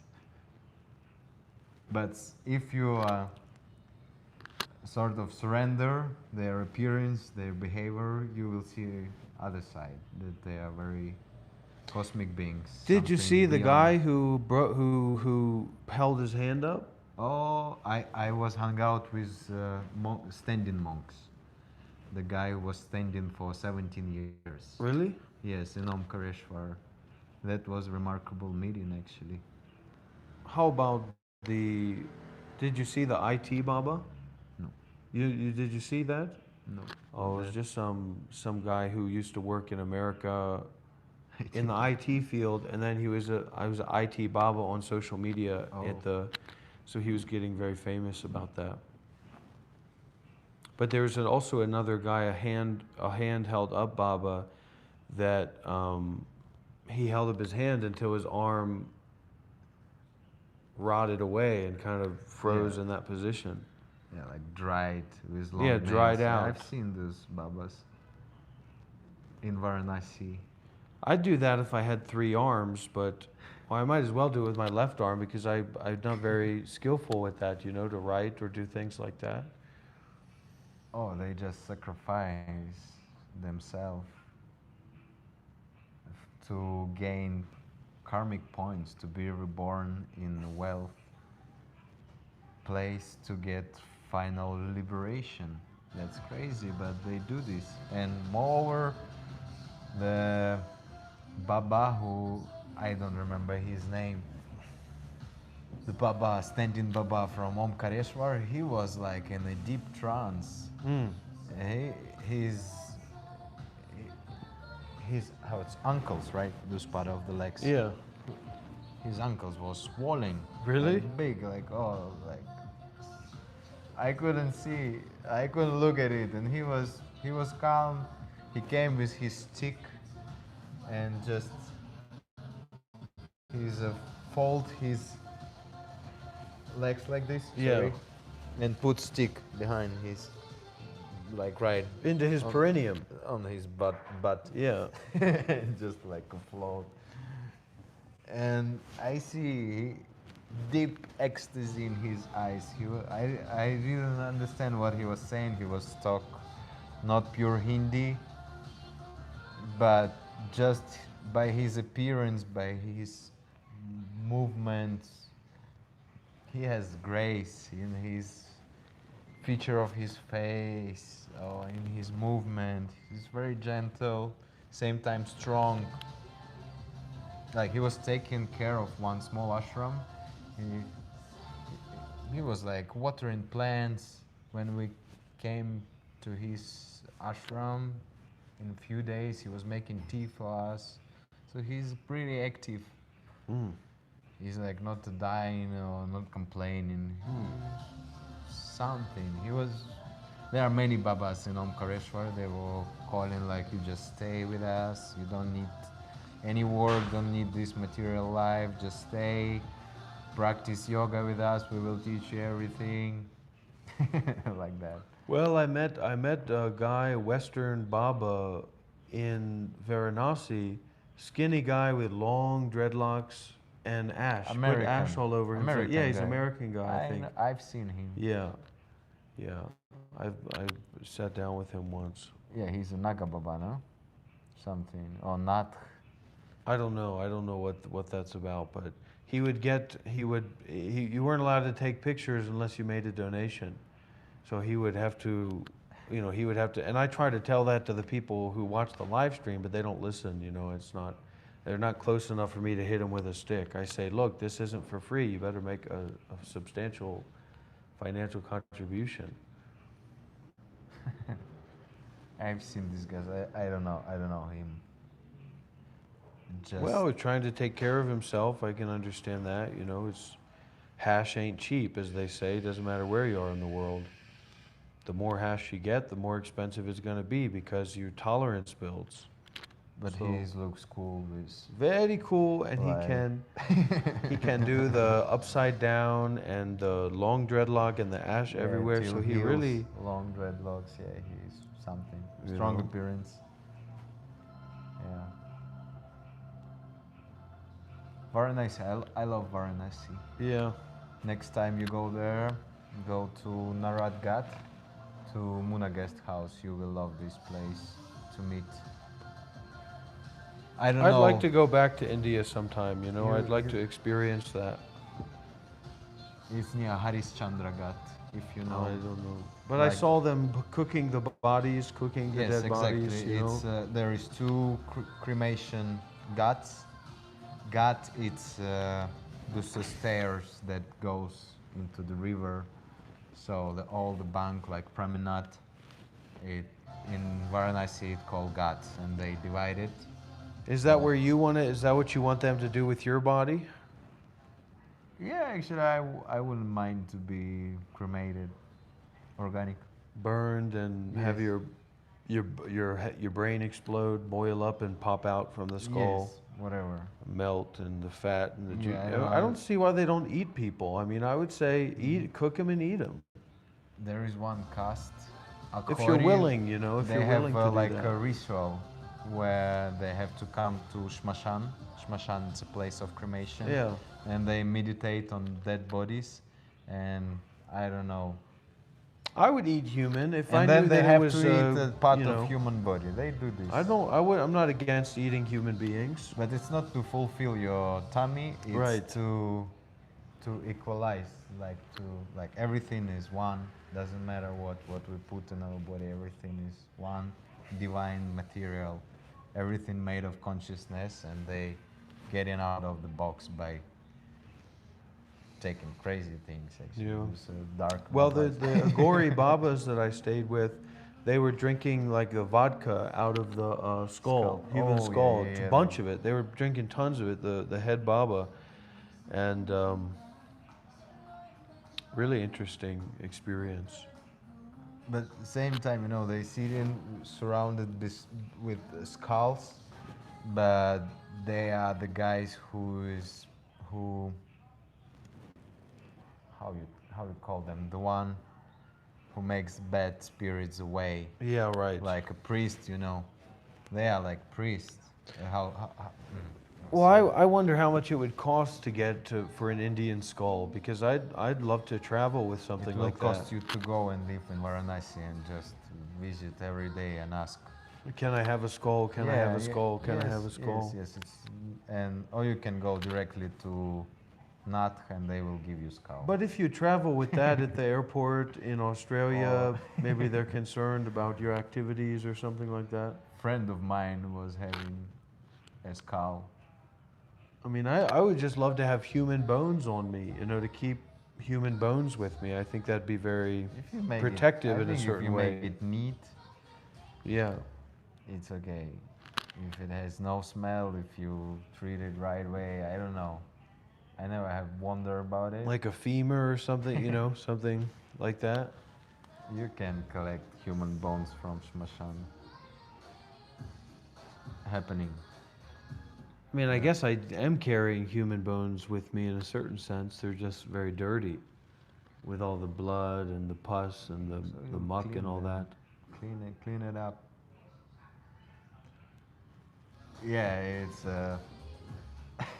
it's hardcore. Yeah, my friend got this skull and he was boiling it to make it really clean. And then he was doing something tantric with it, but I was like, okay, I'm not my business. You do whatever you want. My path is slightly different, not completely different. I'm out of rituals. Okay, Max, I could chant this as far You as said this I to can your go. friend.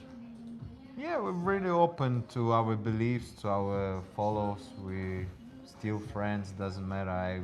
I friend with like Nath, with Naga Babas, with Sadhu, who is like Advaita Vedanta teachers, with yogis, with Buddhists, with Krishna people, Vaishnavas, and yeah, it's with Christian, with all like pull my lessons from every deck. Something to be learned, something I accept, something not. So it's the way I learn, and yeah, just experiencing my intuition, what is responding, what's not. Like India is a great place because there are ways, like lots of varieties of, I call it theosophy, the science of God, when it's directly connected to self. To God consciousness. Yes, we learn ourselves and we learn about God at the same time. So theosophy, the science of God. So for me, it's a big tree of knowledge that have still all is one, but we call the same things with different names and different beliefs. You like the Advaita Vedanta? Yes, I follow for a long time. Let me see if you ever seen this guy before, because this is somebody that I'm a big fan of. Another thing I was going to show on my live stream, but it's this guy who made a YouTube channel about having dementia and document, young man, kind of a younger guy, like 30s or 40s or whatever, European guy, and then it turns out he never had dementia. So things like that happen, What is dementia? Means like you lose all your memories, you lose your identity, Like but in ego a bad dissolving? way. No. Like you get the brain has a lot of like poop in it or muck in it, and then you become like, really disassociated from remembering who you are and what you're doing, but in a bad way, not in a good way. You know what I mean? So this guy is Advaita Vedanta master. American guy. Jim Newman. Yeah. This is new. There's no way to know what this is. Even knowing what this is, the memory or idea of what this is completely new. It's completely fresh. And in that way, it's totally alive. It doesn't have any weight to it. It doesn't have any real substance. Of course. It doesn't have any real substance or history. It's fresh. There's no way for this to be sort of heavy or distant. It's all immediate. It's all this. Alive. Now this unbeflechted, untarnished purity can seem to be lost. There's an experience that can happen that would be recognized as the sense of, well, fundamentally, it's a sense of being here. Secondly, it's the sense that I am, or I know, or this is happening to me. Now, that sense, which is illusory, partially just a belief, sits in the body.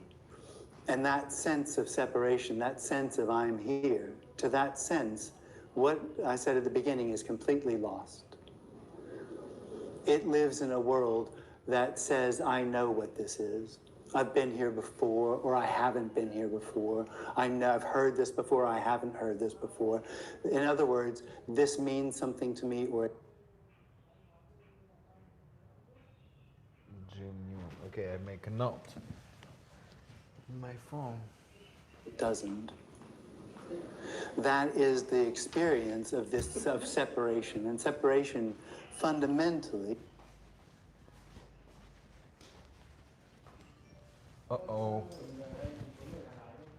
Connection. Disconnection. Sorry. is a sense that something's missing. And after that, it's an energy of seeking something more. It's an energy of always looking outside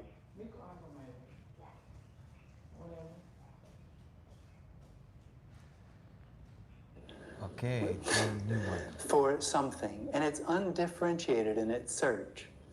It will listen to these words, it will listen to see the movements. Jim Newman.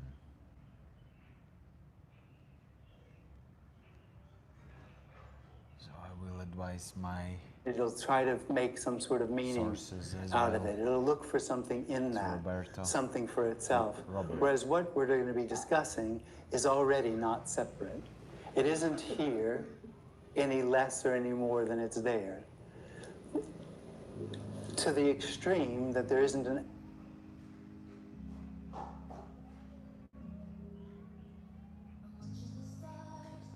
actual here or there. There is simply everything. That's all there is everything. And everything is simultaneously unknowable. So it's Everything simultaneously what unknown. is everything, which is at the same time unknowable, fresh and new. This. Always, every second. Anicca. Anicca. Anicca. Anicca. Since it's everything, why does it feel Oh, please. The connection. It's poor. when you're here? There's the experience of being a person, although it can be recognized. Oh no, please. Don't do this to me. Okay, I pause it.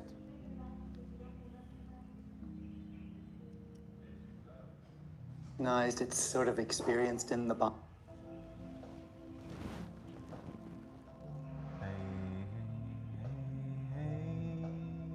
hey, hey, hey. We are online, no? I'm not used to do monologue, especially in the channels I don't know. And you're writing something there, and I even don't see what you're writing down, guys. Dr. Robert is here. Yes. Moonwalk. The network is poor, Oh, so the I network, well. just stopped it. But So I took note. But this guy is really good because actually you can just call this guy right up. He doesn't always pick up because he's a busy man. But you know, I'm always calling him up, trying to get him on the line. He's in. Oh no, wait.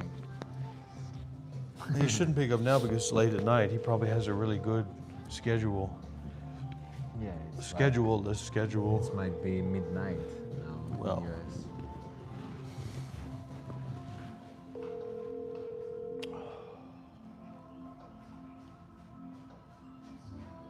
So I try to take refuge in the large variety of different spiritual masters and meditation masters, and I invite my community to do that kind of work as well. You know, not to take refuge in their own understanding, but to take refuge in, you know, the people who've been on the path for a lot longer than you and that have been a lot more successful than you, just like someone who wants to learn about the carpentry. You know, you want to be as connected as possible with a variety of master carpenters, you know, and so you don't have to rely on your own Community helping. figuring out about it and whatever, you know, thinking about it. There are lots of things that getting us out, that impurity of our mind, getting us back to this lost state. So it's good to stay by the community, the people who are cultivating this idea of spiritual growth. Well, it's also what It's a you were good- talking about the, you know, that you're concerned, you know, what, you know, I got to pay my bills, I got to pay my rent, I got to find Yeah, food. And so you know, I don't reference just teachers that are doing a little show and a little dance and a little shtick, but teachers are saying, hey, if you're serious about this stuff, you come and you live here and we'll provide you with everything that you need, period. You know, generally unconditionally, although there's a context of what's going on in that community. And, you know, that's what I endeavor to offer as well, not just being a teacher, doing little lessons or things like that, but saying, you know, I'm here to support you for the rest of your life in whatever way that's possible to do so. You know what I mean? And I think if people want to take that very, very far, their realization or their path, they have to do something like what you've done. You know, they have to be with sadhus, they have to go to India, they have to be willing to sacrifice their life.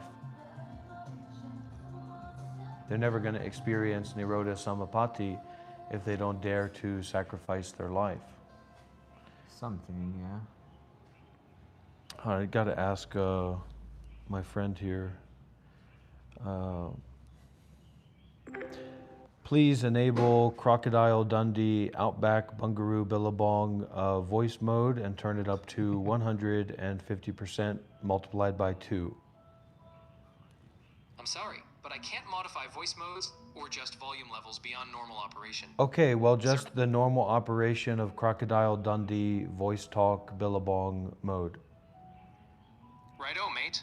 Crocodile Dundee voice mode. Okay, you're gonna have to turn that accent way up. I don't know what happened to you, but we've been doing this modality for quite a while, and now you're saying something different. Righto, mate. I'll crank it up and give you that full-on Crocodile Dundee vibe. That's about 1%. I need you to turn it up. That's terrible. I need you to turn it up to 100%, or I'm gonna hang up and I'm gonna talk with another AI model. Righto, mate. Let's crank it up full throttle. 100% Crocodile Dundee in the Billabong. How's that sound? A little bit more. Turn it up a little bit more. Crikey, mate. Now we're talking. Full-on Ripper Crocodile Dundee style. Right in the Billabong. That's the spirit, mate. I want you to tell me in kind of Australian slang, what is Nirodha Samapatti? What exactly is that?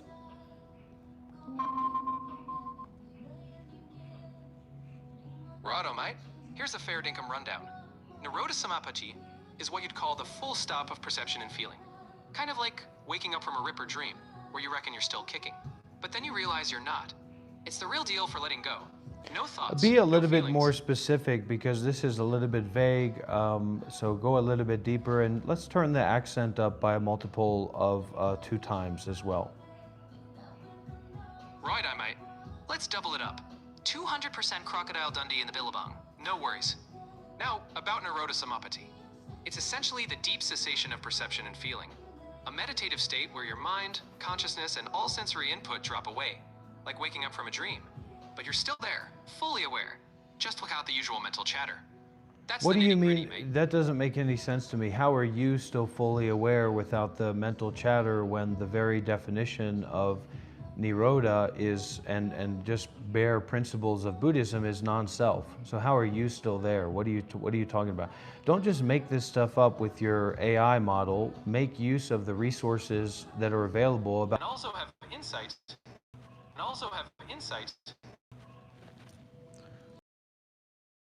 Sometimes the connection goes in. Sometimes the connection goes in and out. Well, I think I got some response from my friends. So actually, Yeah.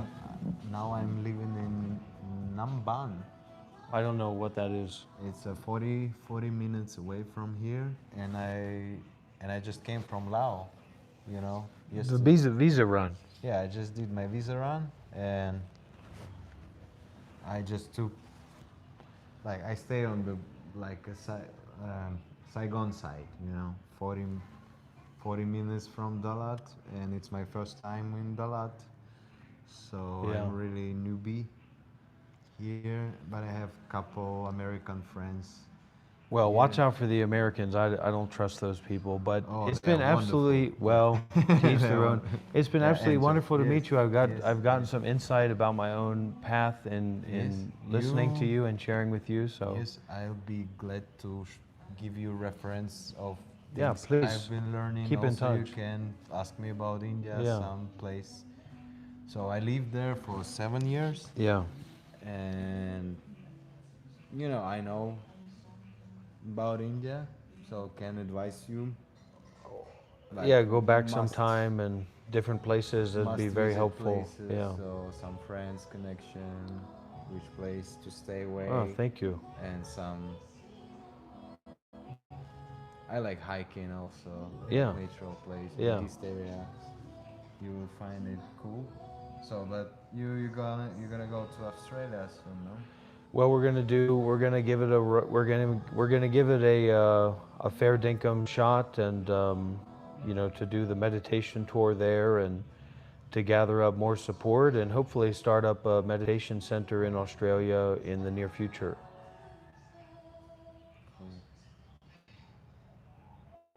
Sounds like a plan. Okay, so thank you, brother, and I also wonder about this Myanmar school of meditation. I will. you can I go. will ask, You I will know. ask about it more. I wonder. Oh.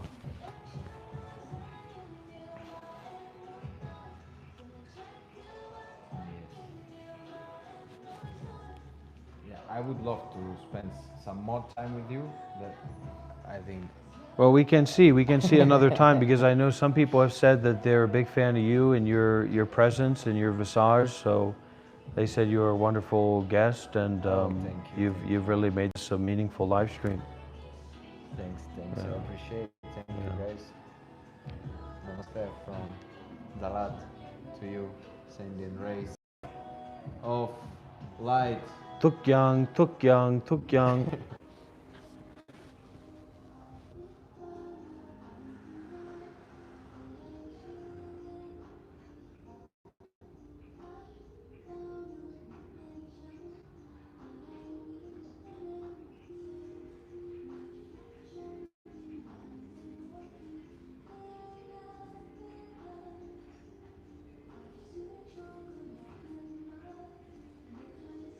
Okay.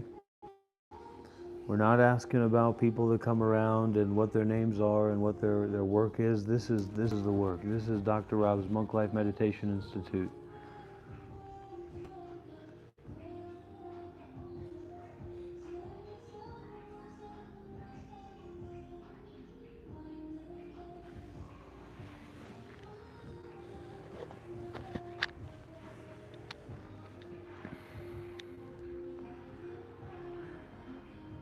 And he asked me, he said, should I put something down for the coffee? And I said, no, the community is going to pay for it. they're the ones who've been, making use of these teachings and this energy and this time, so they're the ones who are going to be paying for it, not me or you. This is an incredible experience. Oh.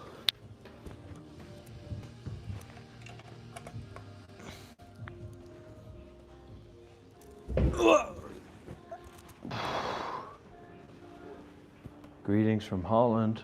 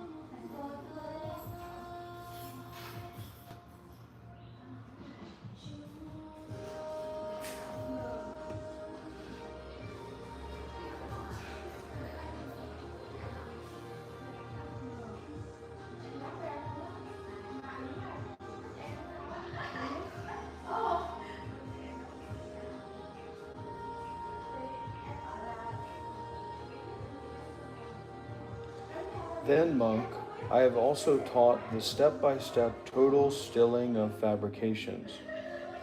When one has attained the first dhyana, speech has been totally stilled. When one has attained the second dhyana, directed thought and evaluation have been totally stilled. When one has attained the third dhyana, rapture has been totally stilled. When one has attained the fourth dhyana, in and out breathing has been totally stilled.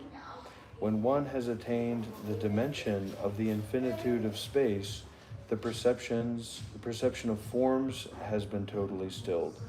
When one has attained the dimension of the infinitude of consciousness, the perception of the dimension of the infinitude of space has been totally stilled. When one has attained the dimension of nothingness, the perception of the dimension of the infinitude of consciousness has been totally stilled. When one has attained the dimension of neither perception nor non-perception, the perception of the dimension of nothingness has been totally stilled. When one has attained the cessation of perception and feeling have been totally stilled. When a monk's effluence have ended, passion has been totally stilled, aversion has been totally stilled, delusion has been totally stilled. What is effluence? Monk's effluence. Liquid waste or discharge.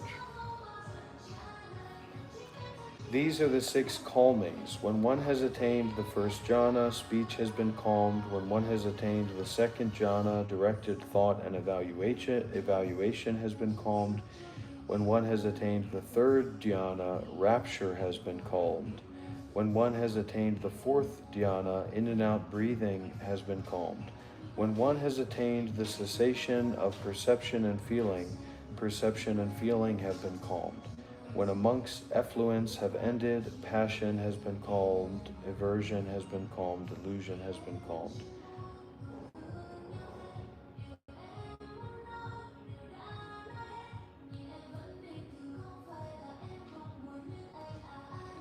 The Nirodha Samapatti is a type of meditative state reached through a specific procedure. For the most part, it is not nirvana and is sometimes called the 5th dhyana. It is an extreme state that is approached with days of meditation. One should be really comfortable, let's say 10 hours of meditation regularly at ease without falling asleep, before even considering a first attempt at it. However, it will be different for everyone. You will likely need a highly qualified meditative master or community to reach such a state, the latter more so than the prior for its knowledge and support through this process. Nama Rupa is the conditioned, so that's mentality and physicality. Nama Rupa is the conditioned. Nirodha is the extinction of Nama, and Nirvana is the Rupa or great element, otherwise known as the unconditioned.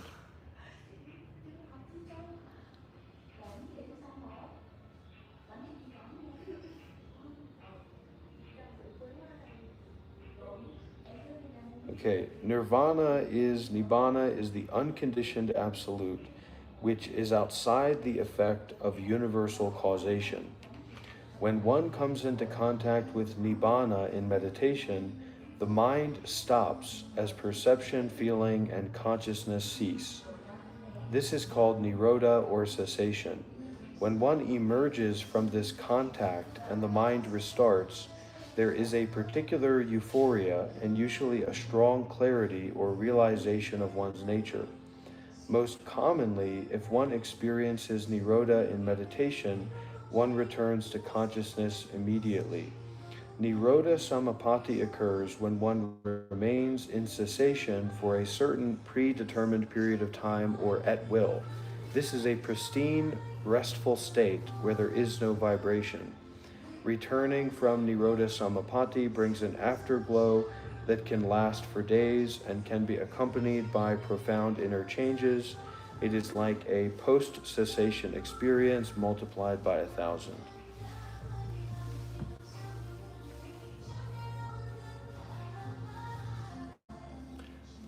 You call in right now on WhatsApp, Cryptic, and we'll see who you are and if you're deserving of that kind of platform.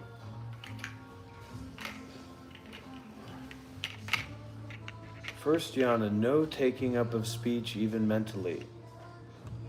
Do you feel that that's not accessible to you? Does anybody feel like not thinking is not accessible to you?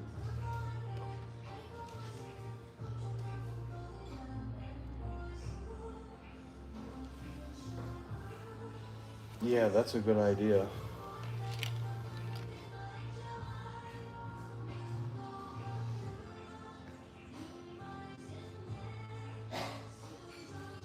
Nirodha Samapatti Hillside Hermitage.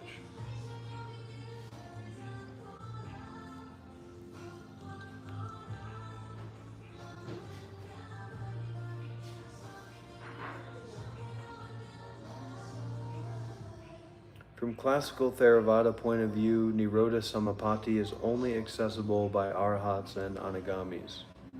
That looks interesting.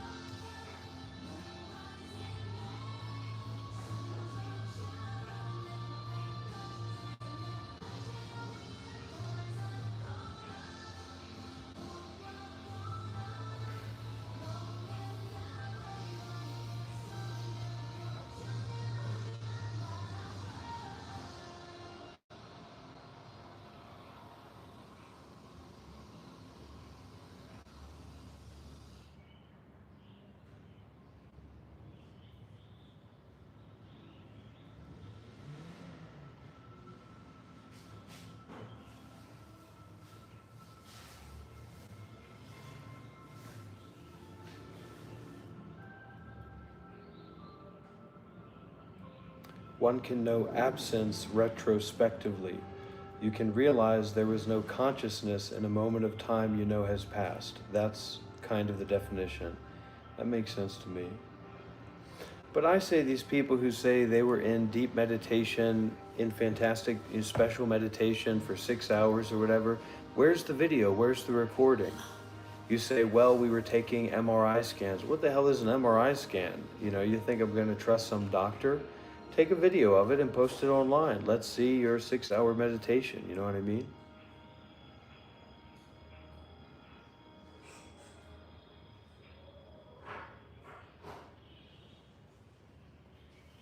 just come in and listen, customs. Be here in the now and breathe and relax, let go.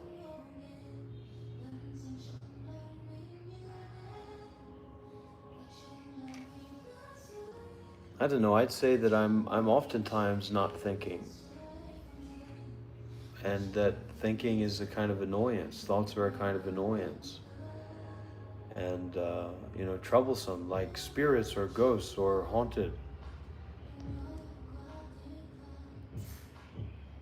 Well, I don't know what Hillside Ajahn Yanamoli has to say about this, but when it comes to Ajahn, what the heck's that guy's name? Ajahn, he's very dry. Ajahn, he's in Canada, I think. Ajahn Sona says that you don't need dhyana to become a sotapanna. You don't need dhyana to even become a sakigami. But of course, an anagami is dwelling in dhyana all the time. Like a dhyana addict that has access to their fix constantly. But remember, Chinath, all of these modalities are based on reality, not on our appearance or our ideas of reality. So you say your meditation never stops. Well, call in. Let's hear your voice. Let's hear what kind of voice someone has whose meditation never stops. You know what I mean? But somehow you can have meditation that never stops, but you can't call in through WhatsApp to benefit others. So I don't know about that. So we get back to that moment by moment experience that is not based in self. Like Ajahn Sumedho says, look, you can't be a monk that becomes a sotapanna. It just doesn't make any sense, right? You can't be, Ajahn Sumedho can't become a sotapanna, etc. So it's a different, kind of a non-thinking view. I think would be good to work with it.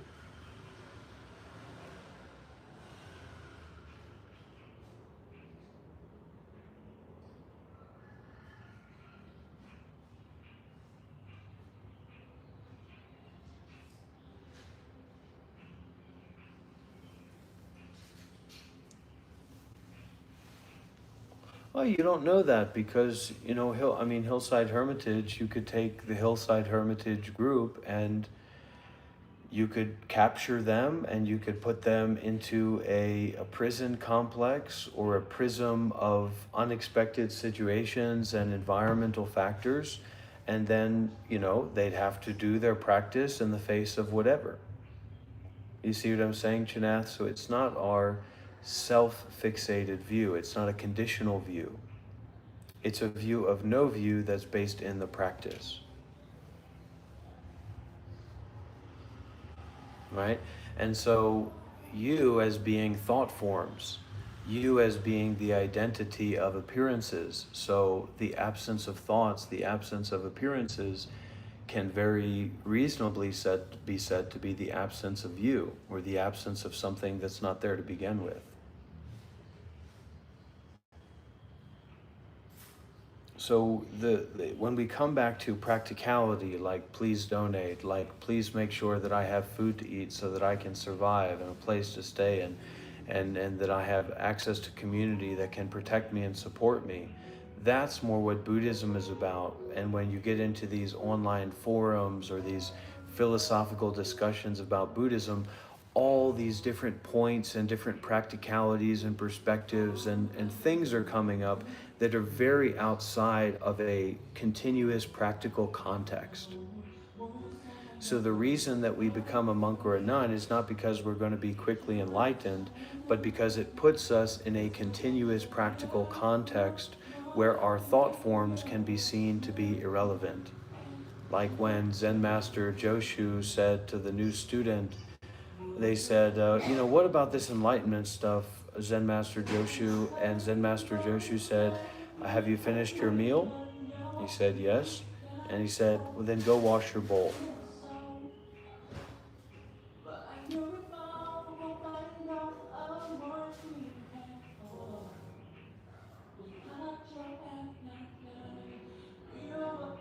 So there's a degree of value here and practicality here that gives us the opportunity to invite through the offering of irrelevance of thoughts, of personal discriminatory thoughts. You say, well, I don't really understand that. Well, this is not about your understanding. Just like when that student asked Master Joshu, you know, what's this all about? And Zen Master Joshu said, have you eaten? And he said, yes. And he said, go wash your bowl, cut the shit. So that exceeding degree of value and practicality and immediacy and intimacy of what already is,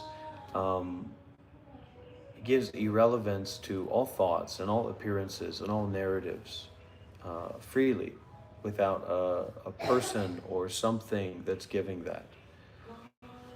So we do, you know, we say, oh, I wonder if I had that experience. I wonder if I'm this. I wonder if I'm that. Well, what about you relax the I, and then you're just wandering or wondering, and look at that. Listen to Dharma talks, listen to Thich Nhat Hanh, listen to Ajahn Brahm talking about pain. You know, listen to Ajahn Brahm talking about suffering and illness. You know what I mean? Send me a message on WhatsApp and ask me the same question so that I can easily send you a link and direct you towards these practices and these ways of approach.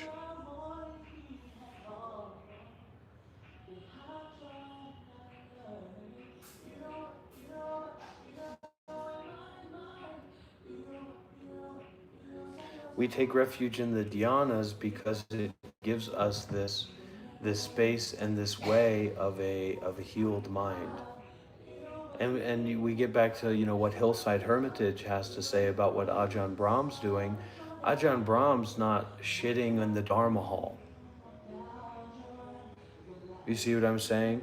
Ajahn Brahm's working very subtly according to his experiences, his understanding, his deep, meaningful experience. So it doesn't mean he has to present it in a way that makes sense to other people, because the Dharma is not about making sense to people. It's about offering people a pathway to relieve themselves of self. So maybe Ajahn Brahm teaches jhana in the way that he does to get people into Nirodha Samapatti, instead of teaching them how to fixate on jhana 1, jhana 2, jhana 3, jhana 4, which a lot of Westerners do, and is very problematic. Maybe, I have no idea.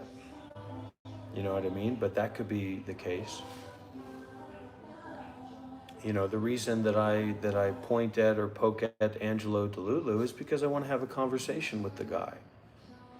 You know, it's like Dr. Rob, are you trying to stop Angelo Delulu's work or be in conflict with that? No, of course not. It's like, are you trying to stop people from doing soup kitchens? Are you trying to stop the Sikhs from operating the Golden Temple that provides, thousands of meals a day to the people of India? No, of course, because that doesn't have to do with some ideal of enlightenment. No, of course not. So drop the ideal of enlightenment and focus on practicing more generosity. Chinath, you got to exhaust yourself a little bit more. Not in the intellectual stuff, but probably listening more to what Ram Bodhidharma English, and going out and walking and doing the blessing method of the walking and the giving.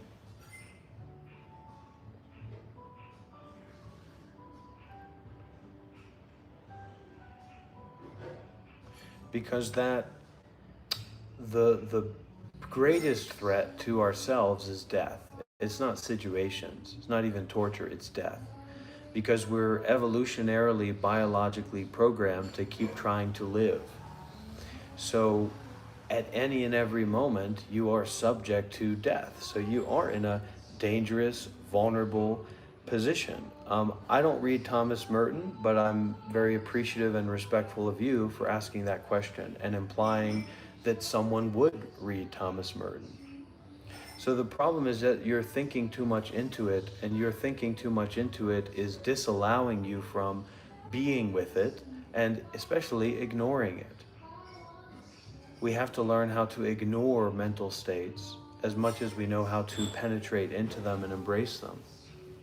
And if that wasn't the truth, then everybody in the modern world would be totally, schizophrenic, psychotic, insane. Because think of how commonly people are constantly endeavoring to distract themselves and consuming media and consuming all these different kinds of sounds and sights for hours and hours. I'm talking about you and me here. You know what I mean? And I know some people are concerned about making donations and making sure that my belly is full. Well, I can assure you that we have in fact reached or raised enough money in our live stream today. We've raised over $12 USD to pay for the coffees, to pay for the Cafe Moise. So we're in a positive day economically. Nobody cares what you're having, creative angels. This isn't about what you're having. What you're having is irrelevant. That's not what this is about.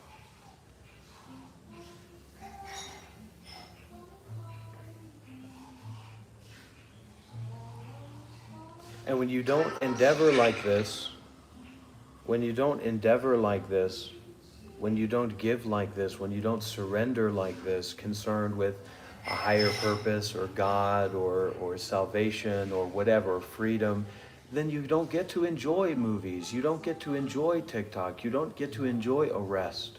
You don't get to enjoy having nothing to do and just being a human being. Because your humanness has become this ball of contraction. You're wasting all of your energy. You're wasting all of your time. And so you don't have any abundancy to enjoy. Oh, there's something I wanted to watch with Master Yong Hua. We don't get to appreciate our loved ones. We don't get to have reverence for our children, for the children of the world, because we're so contrived and conflagrated in false thoughts and useless endeavors of identity. You know what I mean?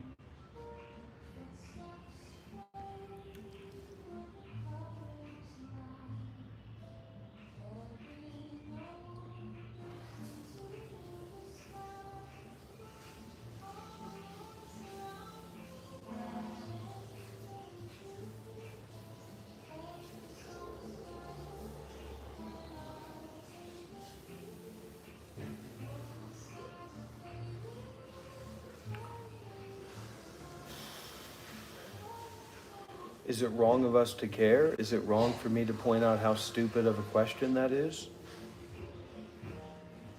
You don't care enough.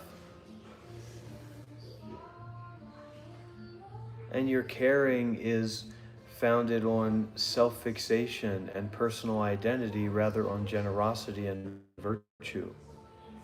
We surely do have to fight against childism, and we're not going to make any progress in that psychosocial fight if we don't empower ourselves.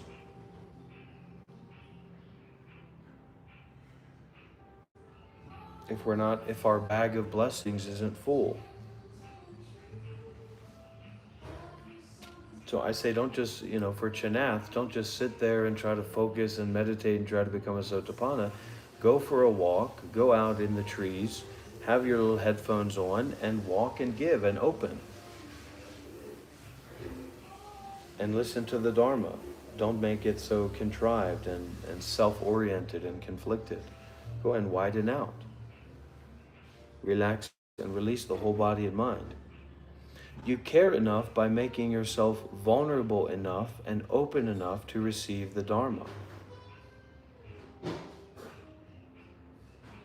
By introducing yourself. By not just coming in and taking and taking and taking, but actually coming here and giving. Who the fuck are you? How can I answer your question? And you're using this word we. You don't represent anybody here. You're just an anonymous person saying nonsense from their ego. You send me a message on WhatsApp, you make a donation, you introduce yourself. What the fuck do you think is going on here?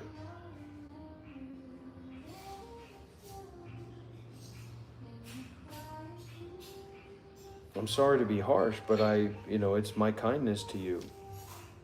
Master Yonghua says, true emptiness is useless by itself. Question, as stay-at-home disciples, is there ever a chance for us to get to the point to live in emptiness? I'd rather you don't live in emptiness because you're at home. I like you to visit emptiness and come home.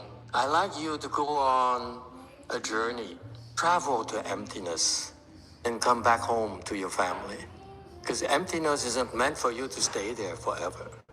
So Chan is like a journey for you. You spend some time sitting there, bowing, reciting sutras, reading sutras, and so forth. It's all part of Chan, by the way.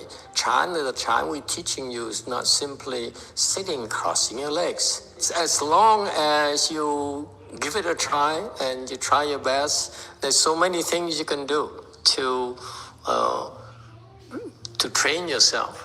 So it's not only about sitting, it could be bowing, could be kneeling, could be walking meditation, could be listening to Dharma instructions and so forth. Okay, that's the nature of the Chan training. Okay, we're not stuck on any form.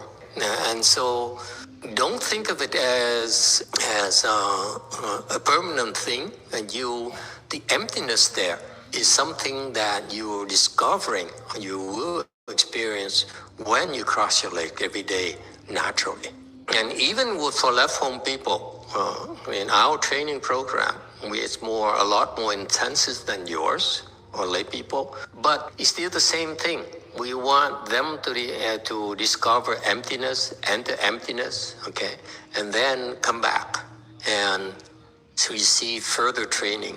As I put it yesterday, my Chinese master teaches us, my generation, to discover true emptiness. I'm also taking it a step further. I'm helping you discover wonderful existence. This true emptiness is useless by itself. And so that's why naturally you will discover emptiness, and then you will come back and benefit the people that you love. That's what it's about. That's the spirit of American Chan. Yes, we prove ourselves. That's our relentless goal, is keep on improving ourselves. It's not just for the elite, it's for everyone. I'm very proud of the fact that all of you many of you are able to come more often. Some of you only are able to come once a week on the weekend. Maybe attend the Pure Land Dharma Assembly for a couple of hours, no meditation whatsoever. And after all this time here, all these people, that's what they did. They've been doing this for years, and they've been improving. And they said, they're the one who told me, Chan is not for me. I'm a Pure Land person. And they didn't realize that they improved as well. Pure Land is also Chan. Our Chan is that versatile. We're not stuck on any format. So it's about you, bit by bit, day by day, weekend by weekend. You keep it up. Wonderful things happen to you. The Chinese has a saying, you draw near red, you become red. You draw near peace, you become peace yourself. So that's why you experience peace when you meditate. You stand up, engage with your wife, engage with your friends, engage with your children. You embrace them. That's why I learned a long, long time ago. A bodhisattva came to me and said, you know what Mahayana is? I said, no, it's all embracing, boy. I didn't understand it. Can you embrace them? Can you embrace people as who they are instead of judging them, instead of imposing your will on them? Can you embrace them? That's true strength. Can you accept them? Don't judge your husband. Accept them. That's a manifestation of peace.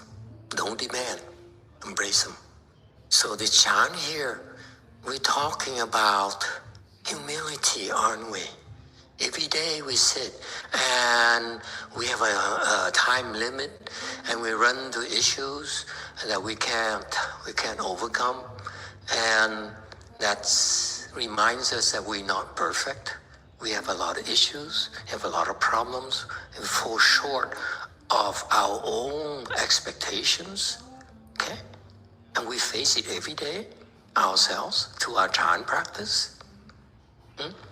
We hear these good things that others can do, and that's good for us, but we can't bring ourselves to do it. We fall short, like it or not. And that being constantly faced with our limitations, our failures, and yet we don't give up, that's a training of patience. Amitofo, Amitofo, Amitofo, Amitofo, Amitofo, Amitofo, Amitofo. Comment. Dear Venerable Sangha, is it at all possible to get a recording of the Great Venerable chanting Amitofo, such as heard in the ending of the video here?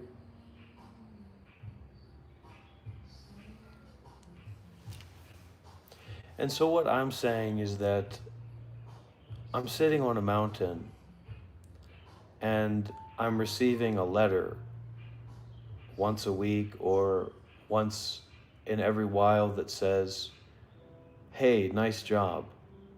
And I don't know who's sending it. What the fuck do you want me to do? What am I supposed to tell you? What am I supposed to teach you? To write a letter back that says okay?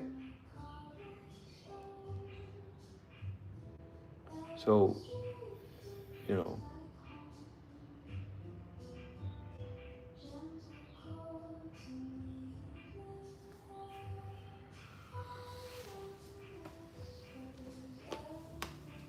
And there was something else, but I forgot what it was, so.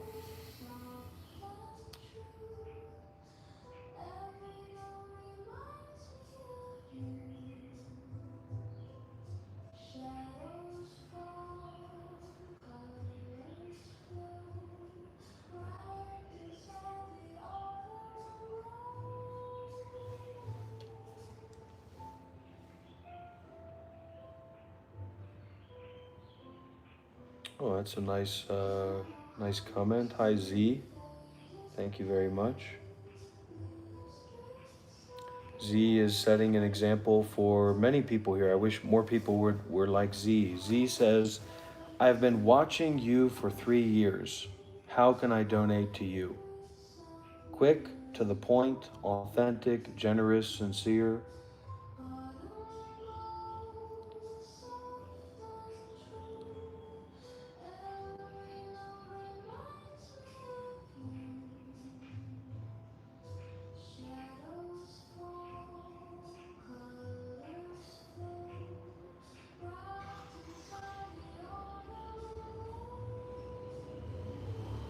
Welcome.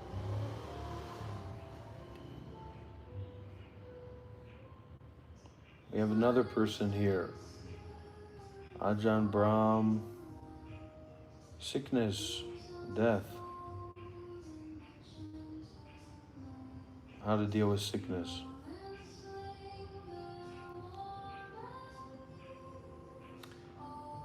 They said, in short, what would you recommend a man like myself who is interested in learning about Buddhism to do?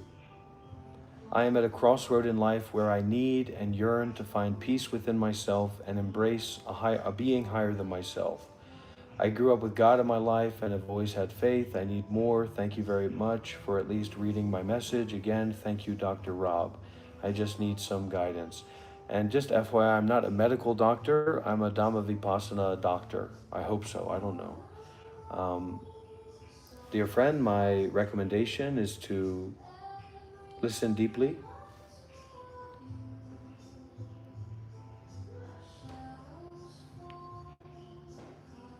And we will go from there. I am happy to have this opportunity to support you. And then we throw the Ajahn Brahm, Dharma talk on sickness and death and old age and things like that.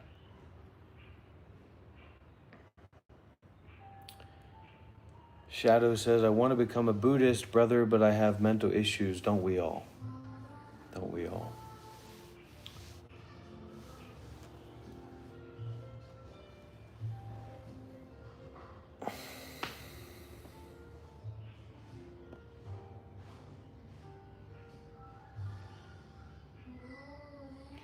I have very good afternoon planned. I have some friends in this area, and this afternoon, me and my very dear friend are going to pick up a young boy named Tiger. He's about, maybe he's like 4 years old or 5 years old or something, and we're just gonna pick him up and go on a walkabout and enjoy the pristineness of innocence and openness together with everything. So I'm really looking forward to that. That'll be in a couple hours, so I'm gonna have to, well, I don't have to do anything, but I'm gonna turn off this live stream and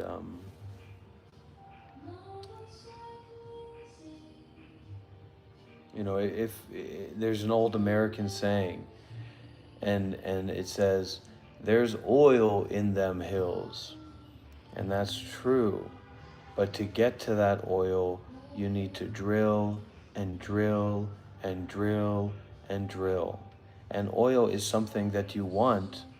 Oil is something that many of us may in fact need, but it's not something that you'd want to drink.